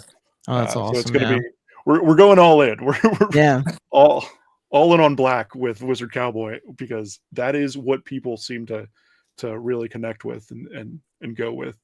It's definitely one of my favorites, if not my favorites, of the stories. So it's just such a fun world and character. So there's things, it feels very similar to me. It feels very similar to like a Bindle Bartleby, which you can just kind of play around in a world for a little while and then dip out when it's like, okay, I don't need to write this grand epic thing. The epic thing happens similar to like a Dickens, where you're just like writing stories or writing vignettes, and you're I've compared myself to Mark Twain, Will Eisner, and Dickens in this 3.5 hours. We gotta get on. I'm gonna continue to I'll be Aristotle next. This is not great. Let's keep it going. Amp it up. I was gonna say, I mean, and you saying, I mean, that's what I love about I Hate Fairyland, and what I'm sure Skottie loves too, is again just you can play in the world, and you can jump from sandbox to sandbox, like sand pile to sand pile in that sense. Same box, different pile, but it's what comics I think do the best, honestly. The Dickensian nature of something like I Hate Fairyland is what is fun about it, right? You can just kind of like go along the world, and you're following these characters, and then we're going to take a turn over here, and we're going to follow this character for a while, and then they meet back up, and then that the meandering storytelling is really great. Totally. We promoted your November 8th sale for Pulp Comics, and hopefully everybody goes checks that out on Saturday. Really looking forward to seeing It's 1 p.m. Eastern time. Yeah. make sure that so 12 o'clock Central for you all that live in normal time zones. And then this one, I'm looking forward to this as well. Your panel with Bill, and then I'm sure you've been on there with Bill before, haven't you? For CAF, for like. I don't know if I've ever done anything with Bill specifically. Have you been on Comic Art Fans YouTube channel before? Yes. Yeah, I have been because I remember do seeing stuff with Matt Sardo. Oh. So, yeah, Comic Art Fans bought IC3 last year, and I work with IC3 right. and put that show together, help put that show together. So I've been on on the Comic Art Fans channel a couple of times with Matt talking indie comics, the indie side of things. So Bill's a great guy, though. Yeah, I have talked with Bill a lot. No. We have a mutual affinity for the Elementals, which I did not know until there was one day we were talking about indie comics, and he was like, "Yeah, I never really thought of the stuff that was coming out through Comico as the independent stuff." I was like, "Oh man, Elementals," and he was like, "Jamie, do you like Elementals?" And I was like, "Yeah, man." Love those shared passions. Yeah. For weird 80s comics. Yeah. That's where I live. The bonds that tie us together. Yeah. For anybody that hasn't been involved with CAF or any of their the Comic Art Live, it's like a virtual Comic-Con. And I've bought many pieces from the different shows. I believe he does 2 shows, one in the spring, one in the fall every year. Yeah. And Jamie is going to do not just be on. You're going to have a virtual booth there, plus you're going to be on a panel. The plan is I'm on a panel. I don't know what's going on. It is also the weekend I move, so it might be. Oh my god! My goodness. I am out on the 14th. So if can stow away for an hour for one of these panels, I will definitely be there. Jamie will be in the back of a U-Haul truck. I'm gonna say just on the road. On the road. Yeah. So I'll be doing something. I think we're doing a Power Pulp panel, but I'm not entirely sure. I don't know. These kinds of things, it's like you talk about it. Okay, cool. It's going to happen. Yeah. Okay. Is it going to be about the thing that we said we were going to talk about, or is it another thing? There's some internal talks that I am not privy to, but it's always a good time. I'll be there. Absolutely. I'll be setting up a booth. So. Well, we'll be there. Hopefully, all the people that's hung with us tonight and watches this and during the replay will go and support Jamie. You know Jamie. Jamie's a great guy. He's going to give you attention. It may not be 3, almost 4 hours, but it'll be quality entertainment. So we'll be checking it out. You all check it out and support Jamie in any way you can. Thanks. Yeah, thanks. I really appreciate the time that you guys have given me over the past, I guess, 5.5 hours, 6 hours that we've spent talking. It's been really, it's always really great. Like I can say this now that we're done, but or wrapping up or whatever this is. But one of my good buddies, one of my certified good buddies, is a guy named Oren.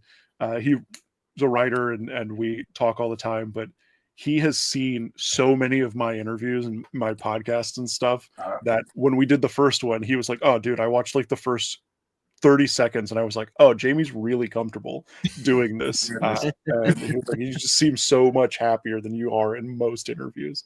And I was like, "Oh, good, cool." So kudos to you guys. Thank you very much. We appreciate my friends notice that you guys are fun and clearly facilitate a great environment. When you sent that, it really made us feel good, because again, it's one of those things where I've not done really interviews much at all, or like been on that other side of things, but watching interviews that have gone like that and just seeing the difference between what true, journalism and interviewing, capabilities are versus ones that are just run of the mill, same questions kind of stuff. It's such a difference in what you get out of the person. And that's for me. And I know it's the same with Dustin. What we want to do is just get the best out of you, want you to, feel comfortable to give, what people are wanting, that, the deep conversations or passion and all that kind of stuff. So, it makes us feel awesome to hear that that's the case, because that's exactly, what we want to foster. So yeah, you guys are really disarming, which is both good and scary at the same time. Yeah. When I appear wearing a like, mask what and am I you're gonna like, say? oh, this is okay, this is what we're doing. This is not what Yeah. I signed up for. Yeah, it's always like, okay, don't say this, you can't announce this yet, because I feel like I can, right? Like, I think that's the other thing, where you just get into a trap where you're talking, you're having a good time, and you're laughing, you're like, oh well, let me spill the beans on this thing. Yeah, we're this close to getting what those sample pages were Yeah. for. Yeah. Honestly, you point that out, and we have noticed that, like, we're like, people are like, no, I can't. We're like, no, please continue. What were you gonna say? Like, what was happening? Yeah. Like, it's forgetting. Yeah, you're being filmed live for an audience of people, and that a clip could get out. And Right. Honest to goodness, I forget we're being filmed live with some of the stuff I say. So, no, we've told other people this, Jamie. Me and Tyler have a good time when it's just me and him. We're hanging out, having fun, and we want our guests, anybody that comes in and becomes a friend of ours, we want them to have that Good same buddy. feel. Like, we can talk about anything, and you're not being just. You don't have to stick to comics. You don't have to stick to whatever you're promoting. You can talk about anything. We'll roll with it because we're just having fun, and hopefully you feel the same way. Yeah, for sure. Yeah, it's always a great time. Thank you Good. very much. Okay, So we're always happy when somebody offers to be on the show once, let alone twice or more. So, but we've got like 4 shows out of you in 2 shows, so we feel like we're doing pretty good. So, Yeah, man, that's right. so we appreciate it. But you all support. yes. My mouth is getting dry. Support Jamie with Calf Live next week. Support the sale coming up this week.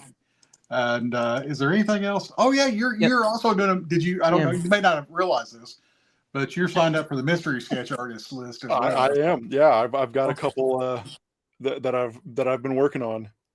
That's okay. awesome. Cool. Yeah, Because I told we added this one late because I didn't realize I hadn't seen you put it on your site, and then I saw Calf, they put it on their list earlier today. So I was like, well, cool. Yeah, I don't think they announced it anytime soon or like recently. So this is just 8 hours ago that they put this list out, I saw. So nice. Yeah. Or 11 hours ago now. So on the CAF side of things, I believe I'm going to OAX next year, so that's in February. Oh, are you? Yeah. Oh, very cool. Because we've been discussing it because we're going ourselves, so that'd be really cool to see you there. Nice. Yeah, there's going to be so many good buddies there. This is going to so it's going to be a good buddy con. That's right. Make sure to mention that to Bill next That's week. copyright. Yeah, we're copyrighting that. We're going to use that. We're going to start that. Yeah, we will not be allowed in the door. We'll have to make some buttons.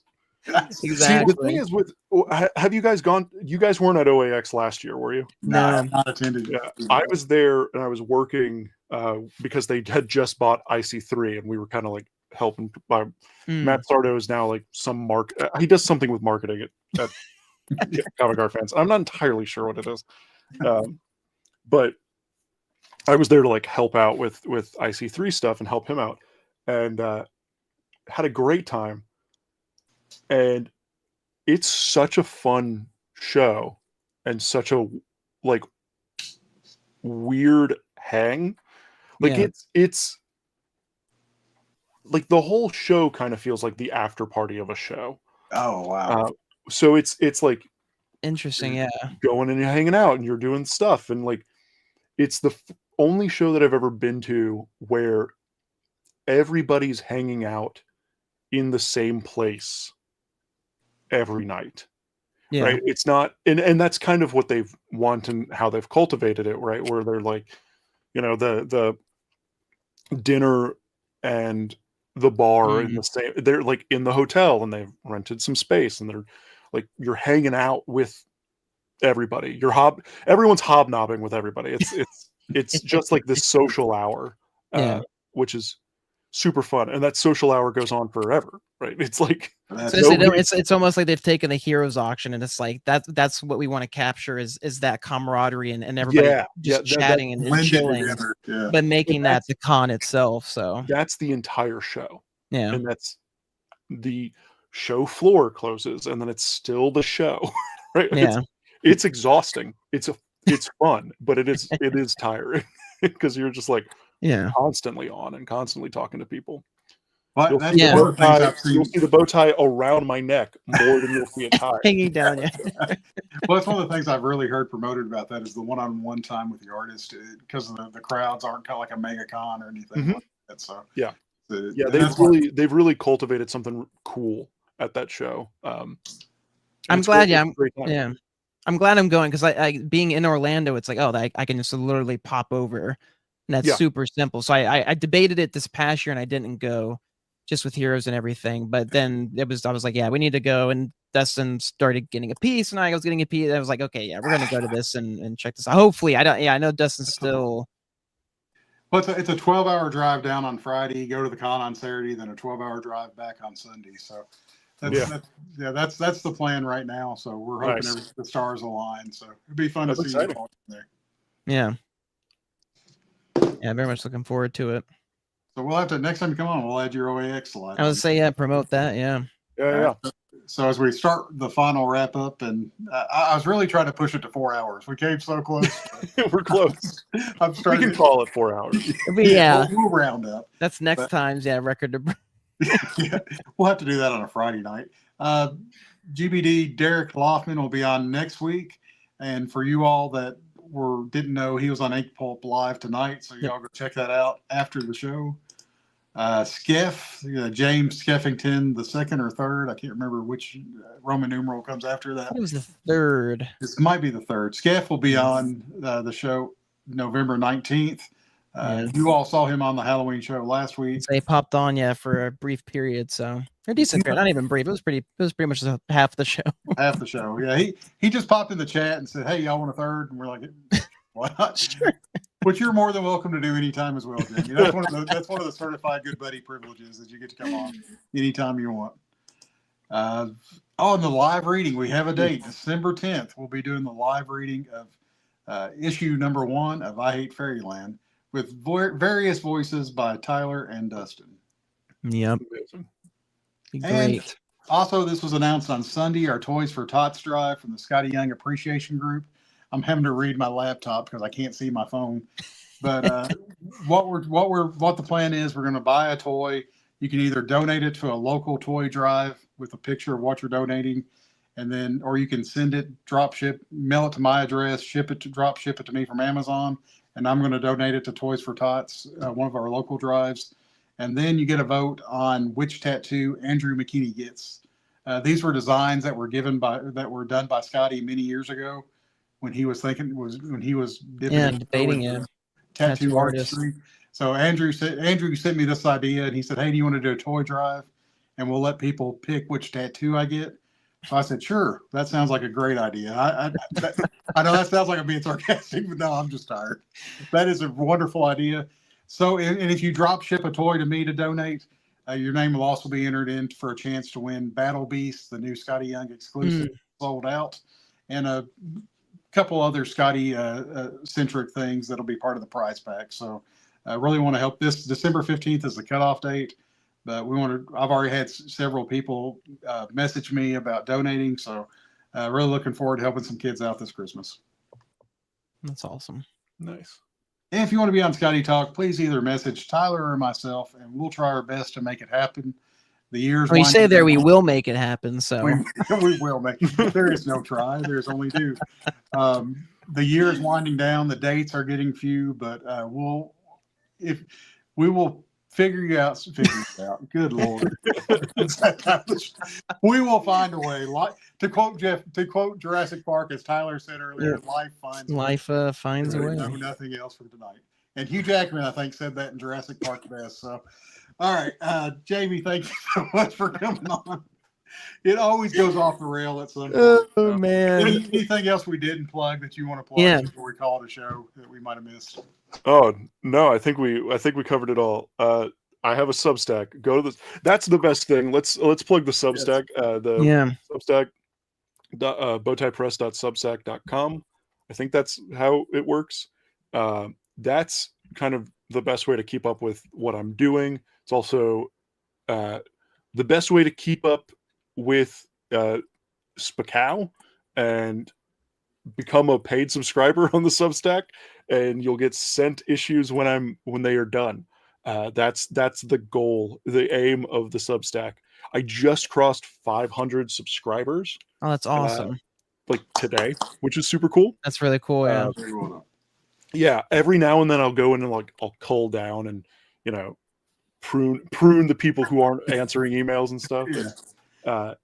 Yeah. This last month I was up. I think I gained like 100 subscribers in a month. So it was like super cool growth on a platform, and so yeah, it's kind of becoming my main platform, my main place that I hang out. Really good tool. It's my favorite platform currently for keeping up with people. It's a nice blend, I feel like, between the quick format stuff, but then also longer form post and getting deep dive into stuff. Yeah, what's crazy is I get more traction from the notes side of Substack than I do on Instagram or any other social media. So it's great, and it is feeding into the greater machine, which is like subscribers on Substack. So yeah, that's kind of my main thing right now is growing that and trying to be as prolific as I can over there. And I write the Substack for the Power Pulp as well.